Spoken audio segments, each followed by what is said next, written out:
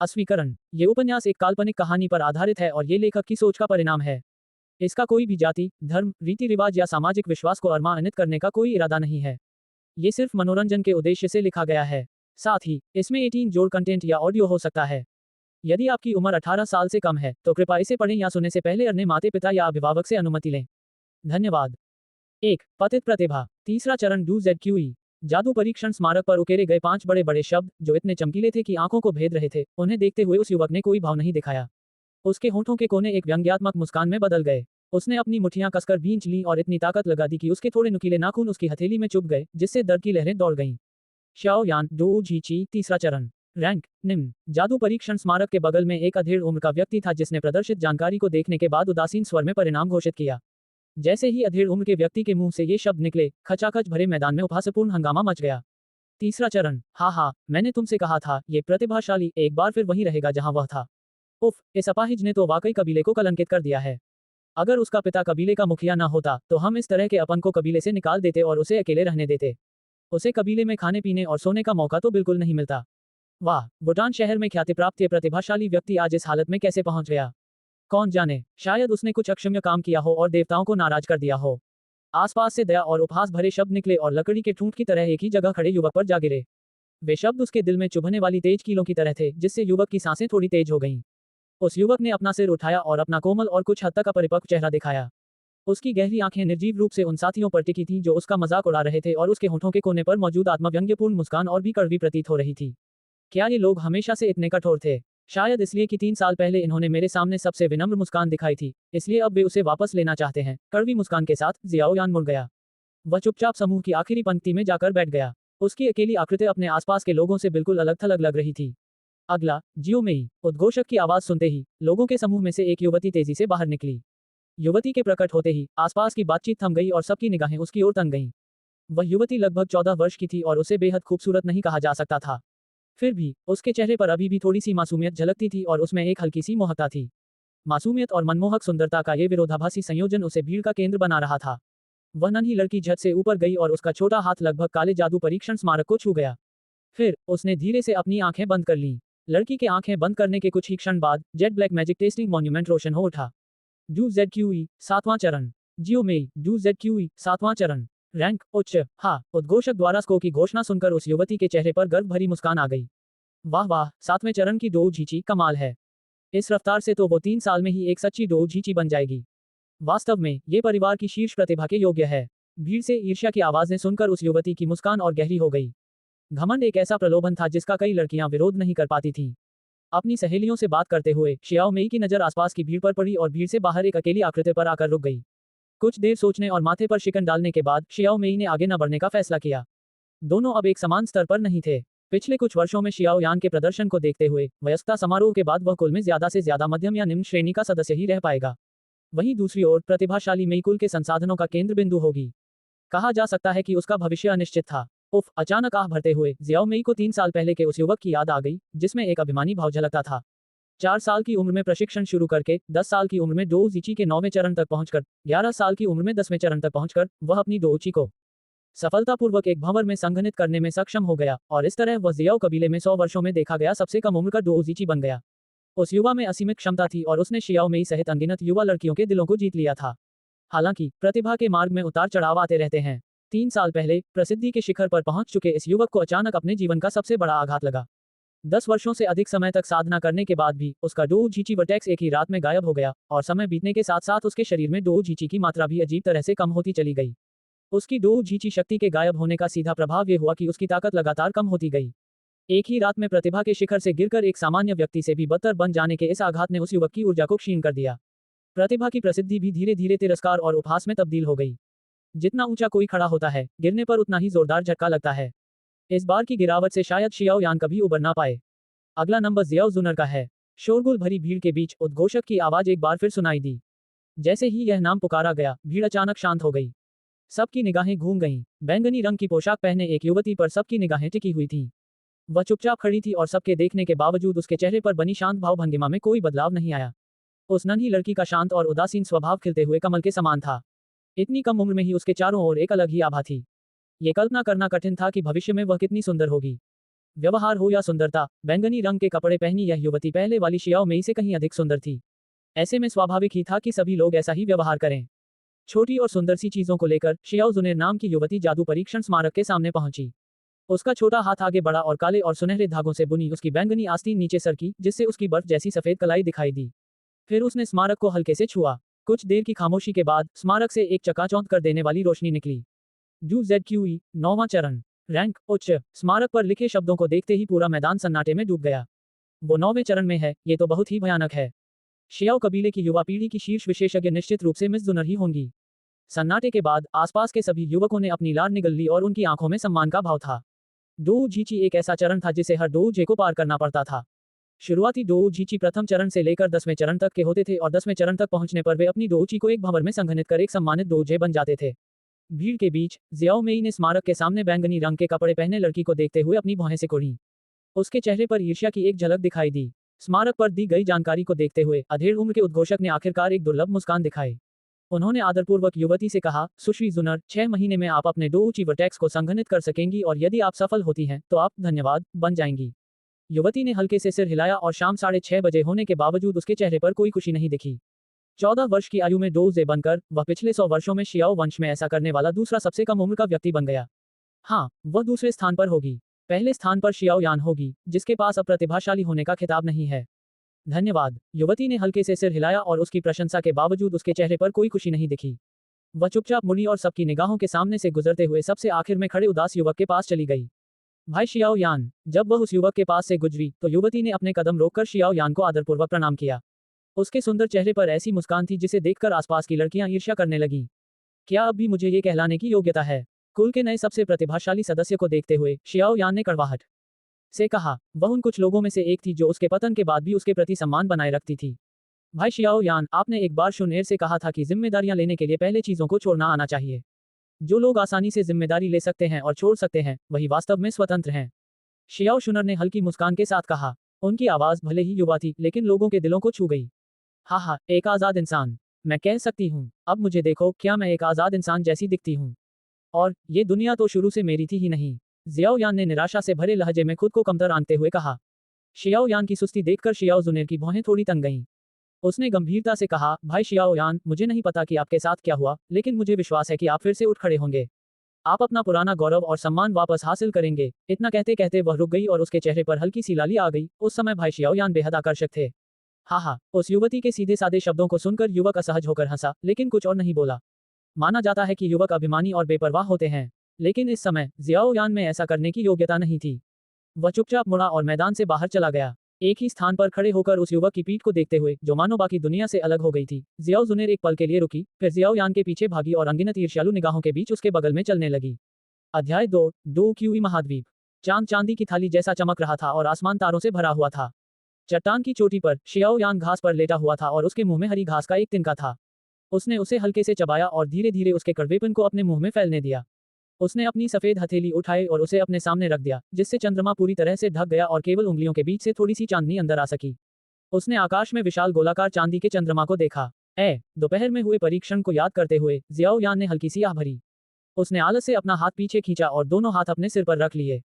वह खोया खोया सा लग रहा था। 15 साल हो गए, है ना? एक कोमल आवाज अचानक बिना किसी चेतावनी के उस युवा किशोर के मुंह से निकली। शाओ यान के मन में एक ऐसा रहस्य था जिसे केवल वही जानता था। वह इस दुनिया का प्राणी नहीं था, और सटीक कहें तो उसकी आत्मा इस दुनिया की नहीं थी। वह पृथ्वी नामक एक गहरे नीले तारे से आया था। वह यहाँ क्यों था, इस अनसुलझे रहस्य का उसे स्वयं भी कोई अंदाजा नहीं था। हालांकि यहाँ कुछ समय रहने के बाद उसे धीरे धीरे एहसास हुआ, वह दूसरी दुनिया में प्रवेश कर चुका था। जैसे जैसे वह बड़ा होता गया, उसे धीरे धीरे इस महाद्वीप के बारे में थोड़ी थोड़ी जानकारी मिलने लगी। इस महाद्वीप को डोऊची महाद्वीप कहा जाता था। इस महाद्वीप में जादूगरों और उनके प्रभावों की कहानियां ज्यादा प्रचलित नहीं थीं, बल्कि डोऊची ही मुख्य आकर्षण था। इस विशाल भूभाग पर पीढ़ियों से निरंतर परिश्रम करने वाले अनगिनत व्यक्तियों के प्रयासों के फलस्वरूप डोची का प्रशिक्षण सर्वमान्य हो गया था, जिन्होंने डोची से संबंधित ज्ञान को शीर्ष स्तर तक विस्तारित किया। दैनिक जीवन में डोची और मानव जाति एक ही है, और इसी कारण डोची इस महाद्वीप में अत्यंत महत्वपूर्ण है। इसे अपूरणीय कहा जा सकता है। जैसे जैसे डोऊची में स्तरों की संख्या बढ़ती गई, वैसे वैसे इसे प्रशिक्षित करने के तरीकों की संख्या भी बढ़ती गई। उम्मीद के मुताबिक कुछ तरीके दूसरों से बेहतर थे। विश्लेषण की एक प्रणाली से गुजरने के बाद डूची महाद्वीप में डूची रैंकिंग को 4 अलग अलग वर्गों में विभाजित किया गया, तियान, डी, जुबान, हुआंग, और प्रत्येक कक्षा को आगे बिगिनर, मीडियम और हाई रैंक में विभाजित किया गया था। आपने जो डोउची तकनीकें सीखी, उनसे ही आपकी ताकत का पता चलता था। उदाहरण के लिए, यदि कोई व्यक्ति जुबान श्रेणी की मध्यम श्रेणी की तकनीक का अभ्यास करता है, तो वह स्वाभाविक रूप से हुआंग श्रेणी की उच्च श्रेणी की तकनीक का अभ्यास करने वाले व्यक्ति से अधिक शक्तिशाली होगा। डोउची महाद्वीप में मजबूत और कमजोर के बीच अंतर करने के लिए 3 मापदंडों पर विचार करने की आवश्यकता है। सबसे पहले और सबसे महत्वपूर्ण बात है आपकी प्राकृतिक शारीरिक शक्ति। यदि किसी व्यक्ति की शक्ति केवल एक स्टार स्तर की है, तो भले ही वह तियान श्रेणी की उच्च स्तरीय तकनीकों का अभ्यास कर ले, वह हुआंग श्रेणी के युद्ध उस्ताद को हरा नहीं पाएगा। अगला है तकनीक का स्तर। यदि समान जन्मजात शक्ति वाले दो व्यक्ति आपस में लड़ें, तो बेहतर तकनीक वाला व्यक्ति स्पष्ट रूप से जीतेगा। अंत में दो तकनीक आती है। दो तकनीक एक विशेष प्रकार का कौशल है जिसका उपयोग डोउची को नियंत्रित करने के लिए किया जाता है और डोउची की भूमि में दो तकनीक को तियान, दी, जुबान और हुआंग में विभाजित किया गया है। महाद्वीप में डोउची अपने आप में एक मिसाल है, लेकिन दो तकनीक अलग है। लगभग हर कोई हुआंग के दो तकनीक के प्रशिक्षण से शुरुआत करता है।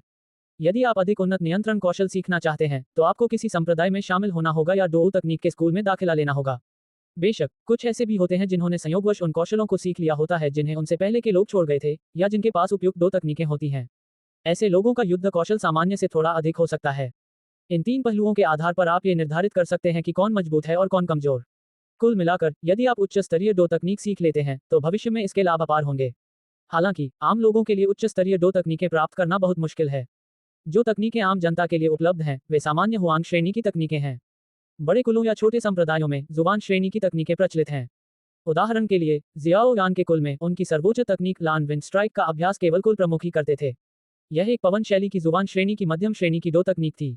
जुबान वर्ग से ऊपर डी वर्ग होगा, लेकिन इस तरह की उच्च स्तरीय तकनीकें शायद केवल किसी शक्तिशाली देश जैसी संस्था द्वारा ही प्राप्त की जा सकती हैं। जहां तक तियान वर्ग की बात है, 100 वर्षों में यह एक बार भी प्रकट नहीं हुआ है।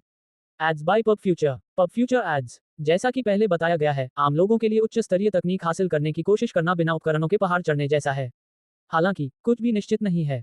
डोउची की दुनिया में हजारों कबीले हैं। उत्तर में अजेय कहे जाने वाले लोग हैं। उन्होंने अपनी आत्मा को जंगली जानवरों के साथ मिला लिया और बर्बर बन गए। दक्षिण में बुद्धिमान और प्रतिभाशाली उच्च श्रेणी के पशु आत्मा कबीले हैं, और यहाँ तक कि अजीब और कुख्यात पाताल लोक के लोग भी हैं। इस महाद्वीप की विशालता के कारण ऐसे गुमनाम लोगों के मामले अवश्य ही होंगे जिन्हें संयोगवश कोई चमत्कार मिल गया हो और वे शक्तिशाली बन गए हों। या शायद कुछ लोग भाग्य से शक्तिशाली तकनीकों की खोज करने के लिए बाध्य हों। डोउची की भूमि में एक प्रसिद्ध कहावत है, यदि आप किसी गड्ढे में फंस जाएं या दुनिया ने आपको त्याग दिया हो, तो घबराएं नहीं। 2 कदम आगे बढ़ाएं और शायद आप पहले से कहीं अधिक शक्तिशाली हो जाएं। बेशक, हालांकि यह बात गलत नहीं है, लेकिन इस महाद्वीप के 1000 साल के इतिहास में ऐसे बहुत कम किस्से हैं जिनमें लोगों को संयोग से ताकत मिली हो। इसके परिणामस्वरूप हर दिन अनगिनत लोग किसी नई कला या तकनीक को सीखने और उसमें महारत हासिल करने की कोशिश करते हैं, लेकिन अंततः टूटी हुई कूल्हे या टांग के साथ वापस लौटते हैं। कुल मिलाकर यह महाद्वीप रहस्यों और चमत्कारों से भरा हुआ है। गुप्त डोउची तकनीकों के भंडार तक पहुंचने के लिए बुनियादी आवश्यकताओं को पूरा करने के लिए आपको कम से कम एक पूर्ण डोजे होना आवश्यक है। जियाओयान के लिए ये बहुत दूर की बात लग रही थी। फू शियाओयान ने घास थूक दी और झट से उठकर पागलों जैसा चेहरा बना लिया। उसने आसमान की ओर मुंह करके चिल्लाते हुए कहा, लानत है, मुझे इस तरह बेवकूफ कैसे बनाया जा सकता है। अपने पिछले जीवन में शियाओयान एक साधारण औसत दर्जे का आम आदमी था। धन, प्रसिद्धि और सुंदरता उसके जीवन में समानांतर चलती रही, कभी एक दूसरे को काटती नहीं। फिर जब वह इस महाद्वीप पर आया तो शियाओयान को गहरा सदमा लगा। दूसरे अनुभवों के कारण उसकी आत्मा एक आम इंसान से कहीं अधिक मजबूत हो गई। ये जानना आवश्यक है कि डोउची महाद्वीप में आपकी आत्मा जन्म के समय ही निर्धारित हो जाती है। संभवतः जैसे जैसे आप बड़े होते हैं, ये थोड़ी बहुत मजबूत हो जाती है, लेकिन आत्मा को मजबूत बनाने के लिए प्रशिक्षित करने की कोई ज्ञात तकनीक नहीं है। शाओयान के मजबूत इरादे ने ही उन्हें उनकी प्रतिभा के साथ साथ एक प्रतिभाशाली व्यक्ति के रूप में प्रसिद्धि भी दिलाई। एक आम इंसान को अगर ये बताया जाए कि वह प्रतिभाशाली हो सकता है, तो निस्संदेह वह प्रसिद्धि हासिल करने और ऐशो आराम की जिंदगी जीने की कोशिश करेगा। लेकिन शियाओयान जैसे साधारण व्यक्ति के लिए जब उसने डोउची का अभ्यास शुरू किया, तो प्रसिद्धि पाने का लालच असहनीय था। जाहिर है, वह छिपकर अभ्यास जारी रखने का विकल्प नहीं चुनेगा। अगर कोई हादसा न हुआ होता, तो जियाओयान शायद अपनी प्रतिभाशाली छवि के साथ और भी तरक्की कर सकता था। दुर्भाग्य से 11 साल की उम्र में ही उससे ये छवि छीन ली गई और एक ही रात में एक प्रतिभाशाली इंसान कचरे के ढेर में बदल गया। कुछ देर तक जोर जोर से चिल्लाने के बाद शियाओयान आखिरकार शांत हो गया और उसका चेहरा फिर से शांत हो गया। चाहे वह कितना भी गुस्सा हो जाए, वह अपनी ताकत वापस नहीं पा सकेगा। जियाओयान ने गुस्से से अपना सिर हिलाया और बेहद दुखी महसूस किया। उसे समझ नहीं आ रहा था कि उसके शरीर को क्या हो गया है, और कुछ भी असामान्य नहीं लग रहा था। उसकी आत्मा उम्र के साथ साथ बढ़ रही थी, जैसा कि अपेक्षित था। उसका डोउची ऊर्जा को अवशोषित करने का तंत्र भी असाधारण रूप से तेज था। ये कुछ साल पहले के सबसे शक्तिशाली योद्धा से भी तेज था। इन सभी कारकों से यह स्पष्ट होना चाहिए था कि जियाओयान जन्मजात प्रतिभाशाली था, लेकिन उसके द्वारा अवशोषित की गई सारी डोउची ऊर्जा मानो पूरी तरह से गायब हो गई थी। उसके आत्मविश्वास को गहरा आघात लगा था और वह केवल अवसादग्रस्त महसूस कर रहा था। एक और गहरी सांस लेते हुए शियाओ यान ने अपना हाथ उठाया। उसकी उंगली में एक सादी डिजाइन की काली अंगूठी थी। इसे बनाने में किस सामग्री का इस्तेमाल हुआ था यह अज्ञात था। इस पर कुछ निशान भी थे। यह उसकी दिवंगत मां का दिया हुआ एकमात्र उपहार था। उसने इसे 4 साल की उम्र से पहनना शुरू किया था और अब भी 10 साल बाद भी वह इसे पहने हुए था। यह उसकी मां का अनमोल उपहार था और शियाओ यान इसे बहुत संजोकर रखता था। उसने अंगूठी को रगड़ते हुए दुख से कहा, इन कुछ सालों में मैंने मां को सच में निराश किया है ना? गहरी आह भरते हुए जियाओ यान जल्दी से खड़ी हो गई और मुड़कर जंगल से आए उस काले आकृति से बोली, पिताजी आप क्यों आए हैं? Promoted content Hiranandani at Mumbai 3.0 coming soon. मो 355 89 118 हीरानंदानी एट मुंबई 3.0 मो 630 158 210 ग्लोबल मैत्री फेस्टिवल मो 464 116 155। यद्यपि उनका डोऊझीची केवल तीसरे स्तर का था, फिर भी उनकी आध्यात्मिक जागरूकता 5 सितारा डोऊझी के समान थी, शायद उससे भी बेहतर। अपनी मां के बारे में सोचते हुए उन्हें जंगल से अचानक एक हलचल महसूस हुई। आहा, यानेर वन, काफी देर हो चुकी है। तुम अभी भी यहाँ क्यों हो? पेड़ों के समूह के भीतर से एक पल की चुप्पी के बाद एक कोमल आवाज सुनाई दी। पेड़ थोड़े हिले और एक अधेड़ उम्र का आदमी मुस्कुराता हुआ बाहर निकला।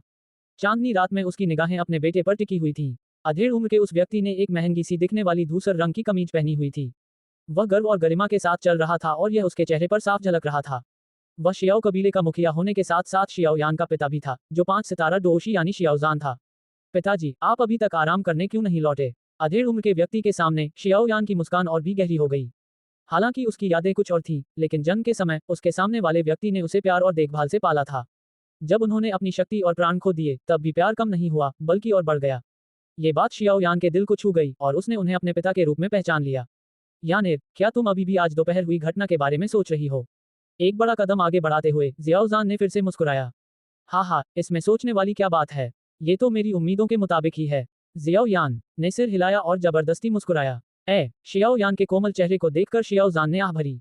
दोनों कुछ देर चुप रहे, फिर शियाओ जान ने कहा, यानेर अब तुम 15 साल की हो गई हो, है ना? जी हाँ, पिताजी, बस एक और साल, और आपको वयस्कता समारोह में शामिल होना होगा। जियाओ जान ने कहा, जी पिताजी, बस 1 साल बचा है। जवाब देने से पहले शियाओ यान की मुट्ठी कुछ देर तक भींची रही।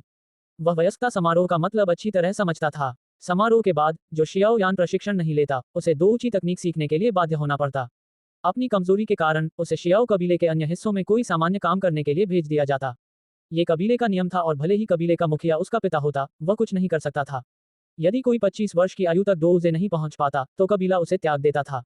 माफ करना, यानेर, अगर तुम अगले साल तक डोऊझीची के 7वें चरण तक नहीं पहुंच पाई, तो चाहे मैं कितना भी चाहूं, तुम्हारी मदद नहीं कर पाऊंगा। स्कूल में मैं अकेला निर्णय लेने वाला नहीं हूं। यहाँ वो बुरे लोग भी हैं जो मेरी गलती का इंतजार कर रहे हैं। शांत दिख रही शाओ यान को देखते हुए शाओ जान ने पछतावे भरे स्वर में कहा, पिताजी, मैं कड़ी मेहनत करता रहूंगा। 1 साल बाद मैं निश्चित रूप से डोऊझीची के 7वें चरण तक पहुंच जाऊंगा। शियाओ यान ने अपने पिता को आश्वस्त किया। 1 साल में 4 चरण। अगर मैं पहले होता तो शायद मुमकिन होता, लेकिन अब मेरे पास शायद ज्यादा मौका नहीं है। हालांकि शियाओ यान अपने पिता को दिलासा देने की कोशिश कर रहा था, लेकिन वह खुद इस बात से दुखी था। शाओ यान की स्थिति भली भांति जानते हुए शाओ जान ने आह भरकर ही उत्तर दिया। वह जानता था कि 1 वर्ष में डोऊझीची के 4 चरण पूरे करना अत्यंत कठिन था। उसने शाओ यान के सिर पर धीरे से थपथपाया और मुस्कुराते हुए कहा, काफी देर हो चुकी है, तुम्हें वापस जाकर आराम कर लेना चाहिए। कल कुल में एक अतिथि आ रहा है और तुम्हें समारोह में अवश्य शामिल होना चाहिए। मेहमान कौन? शियाओ यान ने उत्सुकता से पूछा। तुम्हें कल पता चल जाएगा। जियाओ जान ने बेचैन जियाओ यान को आंख मारी और चेहरे पर बड़ी मुस्कान लिए वहां से चला गया। चिंता मत कीजिए पिताजी, मैं खूब मेहनत करूंगा। शियाओ यान ने सिर उठाकर फुसफुसाते हुए अपनी साधारण अंगूठी को रगड़ा। जैसे ही शियाओ यान ने अपना सिर उठाया, उसकी उंगली पर मौजूद काली अंगूठी अचानक एक रहस्यमयी चमक से जगमगा उठी और चमकने लगी। पलकें झपकाते ही शियाओ यान को एहसास हुआ कि यह कोई इंसान नहीं था। यान, जिसका पहला अक्षर यान है, जो सियो यान का नाम है। इसका प्रयोग किसी बहुत करीबी या प्रिय व्यक्ति को संबोधित करने के लिए किया जाता है। आमतौर पर माता पिता अपने बच्चों को संबोधित करने के लिए इसका प्रयोग करते हैं। अध्याय 3, अतिथि। एक युवक अपने बिस्तर पर ध्यान कर रहा था। उसके सामने उसके हाथ अजीबोगरीब लेकिन सहज ढंग से जुड़े हुए थे। उसकी छाती सांसों की लय के साथ शांतिपूर्वक ऊपर नीचे हो रही थी। सब कुछ बस इतना स्वाभाविक था। हर सांस के साथ हवा की एक हल्की सफेद धारा युवक की नाक और मुंह में प्रवेश करती, उसके शरीर में समा जाती और उसे नया आकार देती। जब वह युवक ध्यान कर रहा था, तभी उसकी उंगली में पहनी हुई सादी काली अंगूठी पर क्षण भर के लिए एक अजीब सी धुंधली सी चमक दिखाई दी। हो! युवक ने धीरे से सांस छोड़ी और आंखें खोलकर पलकें झपकाईं। उसकी काली पुतलियों में एक हल्की सफेद रोशनी चमकी। ये वह डोऊची थी जो अभी अभी अवशोषित हुई थी लेकिन पूरी तरह से परिष्कृत नहीं हुई थी। उस डोऊची को पाने में इतनी मेहनत लगी, लेकिन धिक्कार है, ये फिर गायब हो रही है। नहीं, नहीं, कृपया नहीं। युवक ने गायब होती डोऊची को रोकने की पूरी कोशिश की, लेकिन व्यर्थ। जैसे ही डोउची का आखिरी अंश उसके शरीर से निकला, युवक का शांत चेहरा क्रोध और निराशा से भर गया और उसकी आवाज गुस्से से भर उठी। उसने मुट्ठी कस ली और उसे बार बार खोल बंद कर रहा था। आखिरकार उसके चेहरे पर गुस्से की जगह एक बनावटी मुस्कान आ गई। आखिर वह कुछ कर भी नहीं सकता था। थके हारे उसने बिस्तर से उठकर अपने सुन्न पैरों को फैलाया। केवल तीसरे स्तर की डोची शक्ति के साथ ऐसे छोटे मोटे काम हमेशा उसके सामने रहते थे। अपने साधारण कमरे में कुछ अभ्यास करने के बाद उसके दरवाजे के बाहर एक बूढ़ी झुर्रियों वाली आवाज सुनाई दी। युवा स्वामी, कुल के मुखिया ने आपको हॉल में बुलाया है। वह युवक कुल के मुखिया शियाओ यान का तीसरा पुत्र था। उससे ऊपर दो भाई थे, लेकिन वे रोमांच की तलाश में कुल छोड़कर जा चुके थे। वे केवल वर्ष के अंत में ही लौटकर अपने परिवार से मिलते थे। कुल मिलाकर दोनों भाई अपने छोटे भाई शियाओ यान के प्रति बेहद स्नेही थे, यहाँ तक कि तब भी जब वह एक प्रतिभाशाली व्यक्ति से निकम्मे व्यक्ति में बदल गया था। आ रहा हूँ। शियाओ यान ने कपड़े बदले और बाहर चला गया। उसके कमरे के बाहर हरे रंग का चोला पहने एक बुजुर्ग खड़ा था। चलो चलें। युवक के मासूम चेहरे को देखकर बड़े ने सिर हिलाया, लेकिन जब वह मुड़ा तो उसकी आंखों में पछतावे की एक झलक दिखाई दी। अगर युवा स्वामी में पहले जैसी प्रतिभा होती तो शायद वह एक महान डोओजे बन जाता। कितना बड़ा नुकसान हुआ। बुजुर्ग और युवक पिछवाड़े से होते हुए अंत में गंभीर भाव से स्वागत कक्ष में पहुंचे।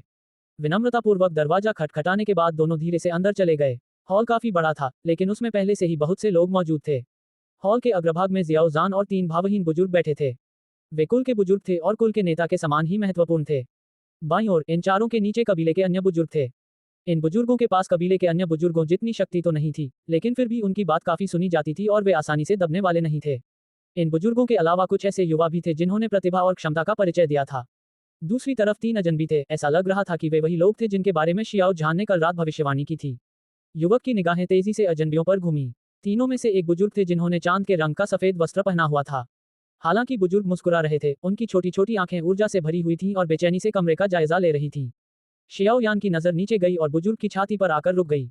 उनकी छाती पर एक चांदी का चांद बना हुआ था और चांद के बगल में 7 चमकते तारे थे। 7 सितारा दा डोशी। क्या ये आदमी 7 सितारा दा डोशी है? अविश्वसनीय। शाओ याओ बड़े को देखकर अपनी सांस रोक नहीं पाया। ये बुजुर्ग उसके अपने पिता से भी अधिक शक्तिशाली थे। वास्तव में वे उनसे पूरे 2 सितारे अधिक शक्तिशाली थे। दा डोशी बनने वाला हर व्यक्ति कम से कम एक प्रभावशाली व्यक्ति होता था। इतनी ताकत के साथ अधिकांश संस्थान भर्ती के लिए होड़ लगा देते थे। ऐसे शक्तिशाली व्यक्ति को देखकर शियाओ यान का चौंक जाना कोई आश्चर्य की बात नहीं थी। बुजुर्ग के बगल में एक युवा जोड़ा बैठा था। उन्होंने भी चांद जैसे सफेद वस्त्र पहन रखे थे। लड़का लगभग 20 वर्ष का था और उसका चेहरा आकर्षक था, साथ ही उसका शरीर भी मजबूत था। वह किसी भी लड़की के लिए आदर्श लड़का था। बेशक सबसे महत्वपूर्ण बात यह थी कि उसकी छाती पर 5 सुनहरे सितारे बने हुए थे। यह उस युवक की ताकत का प्रतीक था। 5 सितारा डोउजे। 20 साल की उम्र में 5 स्टार डोउजे बन पाना निश्चित रूप से इस युवा की असाधारण प्रतिभा को दर्शाता है। आकर्षक चेहरे और अच्छी खासी शारीरिक बनावट के कारण ये युवक न केवल कबीले की युवा लड़कियों की निगाहों का निशाना बन गया, बल्कि शियाओ में भी कभी कभी उसकी ओर देखती थी। लेकिन लड़कियों की निगाहों का उस युवक पर कोई असर नहीं हुआ। उसका पूरा ध्यान उसके बगल में बैठी युवती पर केंद्रित था। उस युवती की उम्र शाओ यान के लगभग बराबर थी, जिसे देखकर शाओ यान चौंक गई। उसकी सुंदरता शाओ में से भी कहीं अधिक सुंदर थी, बल्कि उससे भी कहीं ज्यादा। पूरे कुल में शायद केवल शाओ शून्य ही उसकी बराबरी कर सकती थी। इसीलिए शाओ कुल के लड़के बाहर की लड़कियों के पीछे भागते थे। उस युवती के कानों में हरे रंग के जेड पत्थर के झुमके थे, जो बेहद खूबसूरत लग रहे थे। जैसे ही वह हिलती डुलती, जेड के टुकड़े आपस में झंझनाते हुए एक मधुर संगीत बिखेरते और युवती के व्यक्तित्व में एक शाही झलक जोड़ते। इसके अलावा लड़की की उभरती हुई छाती पर 3 सुनहरे सितारे थे। एक 3 स्टार डोउजे। ये लड़की, अगर इसने कोई खास तरीका नहीं अपनाया है तो ये जरूर एक असाधारण प्रतिभा की धनी होगी। शियाओ याओ का दिल बैठ गया। उसकी प्रतिभा उसकी पिछली प्रतिभा के बराबर थी, लेकिन शियाओ याओ ने अपनी नजरें उस ठंडी सुंदरता से हटा ली। चाहे कुछ भी हो, शियाओ याओ के अपरिपक्व रूप के पीछे एक परिपक्व आत्मा छिपी थी। हालांकि लड़की बहुत सुंदर थी, उसने खुद को एक लचर लंपट की तरह व्यवहार करने से रोक लिया। शाओ यान की हरकतों से उस लड़की के मन में थोड़ी घबराहट पैदा हो गई। हालांकि वह ऐसी नहीं थी जिसके इर्द गिर्द पूरी दुनिया घूमती हो, लेकिन उसकी खूबसूरती और रूप रंग बुरा नहीं था। शाओ यान का उस पर यूं ही नजर डालना उसके लिए पहली बार था। Ads by PubFuture. PubFuture ads. पिताजी। तीनों बुजुर्गों। तेजी से चलते हुए जियाओ यान ने विनम्रतापूर्वक जियाओ जान और तीनों बुजुर्गों का अभिवादन किया। हा यान ए, तुम आ गई। यहाँ आओ, बैठो। शियाओ यान के आने पर शियाओ जान ने अपने मेहमानों से बात करना बंद कर दिया और शियाओ यान की ओर सिर हिलाकर उसे बैठने का इशारा किया। हल्की सी मुस्कान के साथ जियाओ यान ने तीनों कुल के बुजुर्गों की सुस्त, लगभग घृणा भरी निगाहों को अनदेखा किया और अपनी सीट खोजने लगा। लेकिन वह परिणाम देखकर हैरान रह गया। उसके पास बैठने के लिए कोई सीट नहीं थी। कुल में मेरी स्थिति लगातार गिरती जा रही है। पहले तो ठीक था, लेकिन अब तो ये बूढ़े लोग मेहमानों के सामने भी मुझे शर्मिंदा करते हैं। शाओ याओ मन ही मन खुद को कोस रहा था और अपने भीतर उमड़ रही भावनाओं को रोकने के लिए उसने सिर हिलाया। शियाओ यान को बेसुध देखकर कबीले के युवा सदस्यों ने धीरे से उपहासपूर्ण हंसी हंसी, जिससे शियाओ यान को मूर्ख बनते देखकर उनकी खुशी जाहिर हुई। अंततः जियाओ जान को जियाओ यान की दुर्दशा का एहसास हुआ। उनके चेहरे पर क्रोध का भाव कौंध गया, फिर भौहें चढ़ाकर बोले, दूसरे बड़े, आप। ओह, सच में बहुत अफसोस। मुझे विश्वास ही नहीं हो रहा कि मैं छोटे मालिक के बारे में भूल गया। ही, मैं किसी को कुर्सी तैयार करने के लिए बुलाता हूँ। पीले वस्त्र पहने बुजुर्ग ने घूरते हुए शियाओ जान को देखकर मुस्कुराया। उन्होंने आत्मा आलोचना के अंदाज में अपना माथा थपथपाया, लेकिन उनकी आंखों में तिरस्कार का भाव कम नहीं हुआ। भाई शियाओ यान, यहाँ आकर बैठिए। हॉल में एक लड़की की स्पष्ट आवाज गूंजी। तीनों बुजुर्गों में तनाव पैदा हो गया, उनकी निगाहें कोने में बैठी शुनेर पर टिक गईं। उनके होंठ फड़फड़ाए, लेकिन किसी ने कुछ नहीं कहा। कोने में बैठी जियाओ जुनेर ने अपनी गोद में रखी मोटी किताब बंद की और जियाओ यान की ओर पलकें झपकाईं। शियाओ शुनेर के मुस्कुराते चेहरे को देखकर शियाओ यान एक पल के लिए स्तब्ध रह गया। जल्दी ही उसने खुद को संभाला और नाक छूकर आसपास के कबीले के सदस्यों की ईर्ष्यालु निगाहों के बीच शुनेर की ओर बढ़ा और कुछ पलों के लंबे अंतराल के बाद शुनेर के बगल में बैठ गया। शाओ यान ने फुसफुसाते हुए कहा, धन्यवाद, आपने मुझे फिर से बचा लिया। शाओ शुनेर हल्की सी मुस्कुराई, उसके चेहरे पर दो छोटे छोटे डिंपल उभर आए। उसकी पतली उंगलियों ने उसके सामने रखी किताब खोली। हालांकि वह बेहद छोटी थी, फिर भी उसमें बौद्धिकता झलकती थी। पन्ने पलटने के बाद शुनेर ने अचानक शिकायत की, भाई शाओ यान, आप 3 साल से मेरे पास अकेले नहीं बैठे हैं, है ना? ओह, तुम तो कबीले में सबसे बुद्धिमान हो, अगर तुम्हें दोस्त चाहिए तो क्या ये तुम्हारे लिए आसान नहीं है? शुनेर के नाराज चेहरे को देखकर शियाओ यान ने रूखेपन से हंसते हुए कहा, लेकिन बात यह है कि जब मैं 4 से 6 साल का था, तब कोई खास व्यक्ति हर रात मेरे कमरे में चुपके से आता था। और फिर उस खास व्यक्ति ने एक अनाड़ी तकनीक और कमजोर डोजीची का इस्तेमाल करके मेरी हड्डियों को मजबूत किया और हर बार वही व्यक्ति जाने से पहले खूब पसीना बहाता था। भाई शियाओ यान, क्या आप जानते हैं कि वह कौन है? शुनेर एक पल के लिए रुकी और अचानक अपना सिर झुकाकर शियाओ यान की ओर मुस्कुराई। ओह, मुझे कैसे पता चलेगा? मैं तब बहुत छोटा था, सच कहूं तो मैं मुश्किल से चल पाता था, मुझे कैसे पता चलेगा? शियाओ यान का दिल जोर से धड़कने लगा। जबरदस्ती मुस्कुराते हुए शियाओ यान ने शर्मिंदगी भरी नजरों से हॉल के बीचों बीच देखा। हे, शियाओ यान की प्रतिक्रिया देखकर शियाओ शुनेर के चेहरे पर हल्की सी मुस्कान आ गई। उसकी नजर वापस अपनी गोद में रखी किताब पर गई और मानो खुद से बात करते हुए बोली, भले ही मुझे पता है कि उस व्यक्ति ने ऐसा नेक इरादे से किया, लेकिन मैं एक लड़की हूं, है ना? मैं किसी को लापरवाही से मुझे छूने कैसे दे सकती हूँ? अगर मुझे कभी पता चल गया कि किसने किया, तो हम। शाओ यान के होंठ तेजी से फड़कने लगे, उसने अपनी निगाहें सीधी रखते हुए अपने मुंह को कसकर बंद कर लिया। अध्याय 4, धुंध भरे बादलों का गुट। मुख्य हॉल में जियाओ जान और तीनों कुल के बड़े बुजुर्ग उस अजनबी बुजुर्ग से उत्साहपूर्वक बातें कर रहे थे।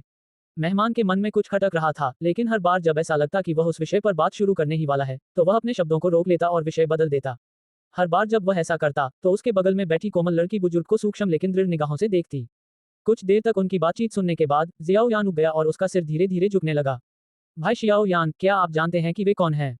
ठीक उसी समय जब शियाओ यान ऊँग के मारे सोने ही वाला था, उसके बगल में बैठी शुनेर ने अपनी प्राचीन पुस्तक खोली और शियाओ यान से पूछा, क्या तुम्हें पता है? जियाओ यान ने उत्सुकता से जुनेर की ओर देखा। क्या आपने उनके वस्त्रों की कलाई पर बादलों के साथ चांदी की तलवार का प्रतीक देखा? शुनेर ने हल्की मुस्कान के साथ कहा। ओह, जियाओ यान ने तीनों की कलाई की ओर देखा और वास्तव में वहां उसे बादलों में चमकती हुई तलवार का कढ़ाई किया हुआ प्रतीक स्पष्ट रूप से दिखाई दिया।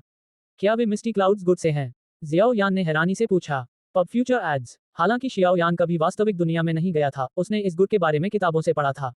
शियाओ यान का कबीला वुतान शहर में रहता था, जो जियामा साम्राज्य का हिस्सा था। हालांकि यह शहर जियामा साम्राज्य के बड़े शहरों में से एक माना जाता है, फिर भी इसके पीछे जादुई राक्षसों की पर्वत श्रृंखला होने के बावजूद ये साम्राज्य के विशाल आकार के सामने बौना ही लगता था।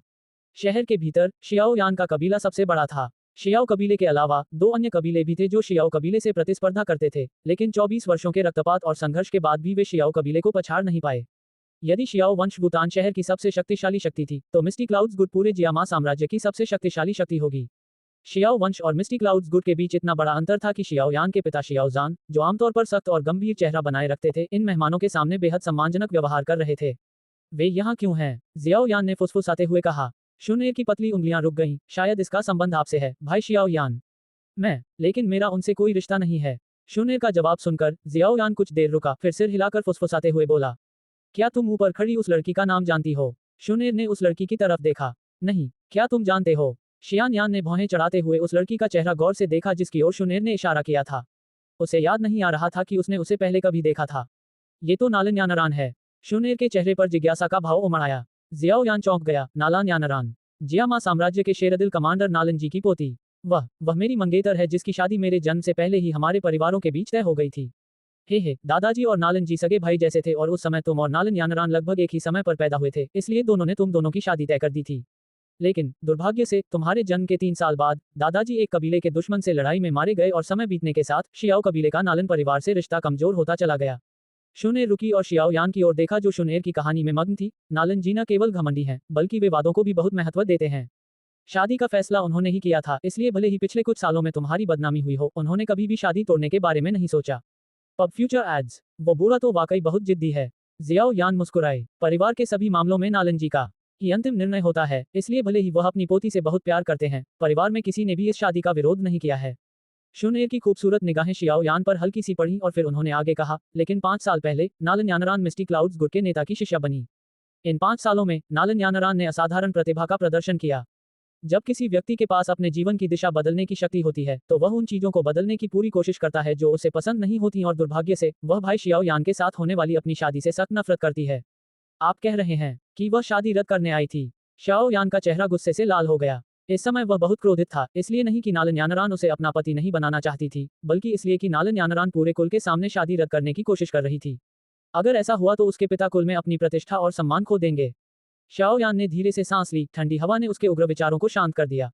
अपनी आस्तीन में मुट्ठी कसते हुए शियाओ यान सोचने लगा, अगर मैं एक दावशी होता तो कौन मेरी गरिमा को ठेस पहुंचाने की हिम्मत करता।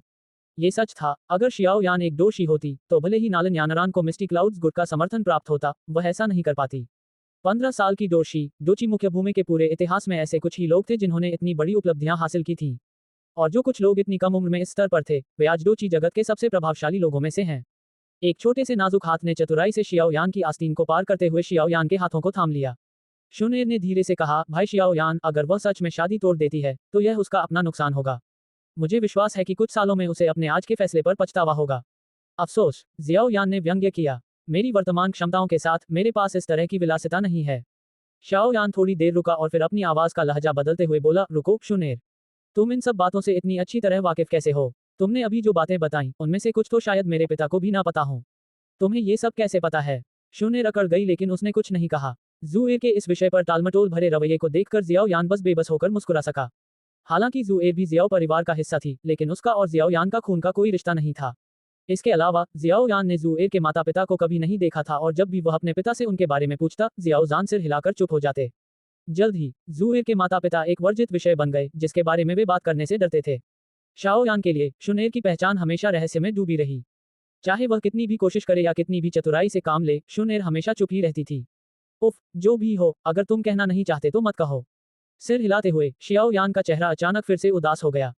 नालन यानरान के बार बार इशारे पर अतिथि बुजुर्ग आखिरकार खड़े हो गए। हे, पिताजी पर दबाव डालने के लिए मिस्टी क्लाउड्स गुट का इस्तेमाल कर रही हो? ये नालन यानरान तो वाकई बेशर्म हथकंडे अपना रही है। शियाओ यान के दिल में क्रोध बढ़ने लगा। पब फ्यूचर विज्ञापन, अध्याय 5, ची ऊर्जा एकत्र करने वाला पाउडर। हम सफेद वस्त्रधारी बुजुर्ग ने गला साफ किया और खड़े हो गए। हाथ जोड़कर मुस्कुराते हुए उन्होंने कहा, कुलपति शियाओ जान, हम आज यहाँ इसलिए आए हैं क्योंकि हमें किसी काम में आपकी मदद चाहिए। बिल्कुल, ये अगर आपको कोई समस्या हो तो मुझे बता देना। अगर मैं आपकी मदद कर सकता हूँ तो मैं मना करने की हिम्मत बिल्कुल नहीं करूंगा।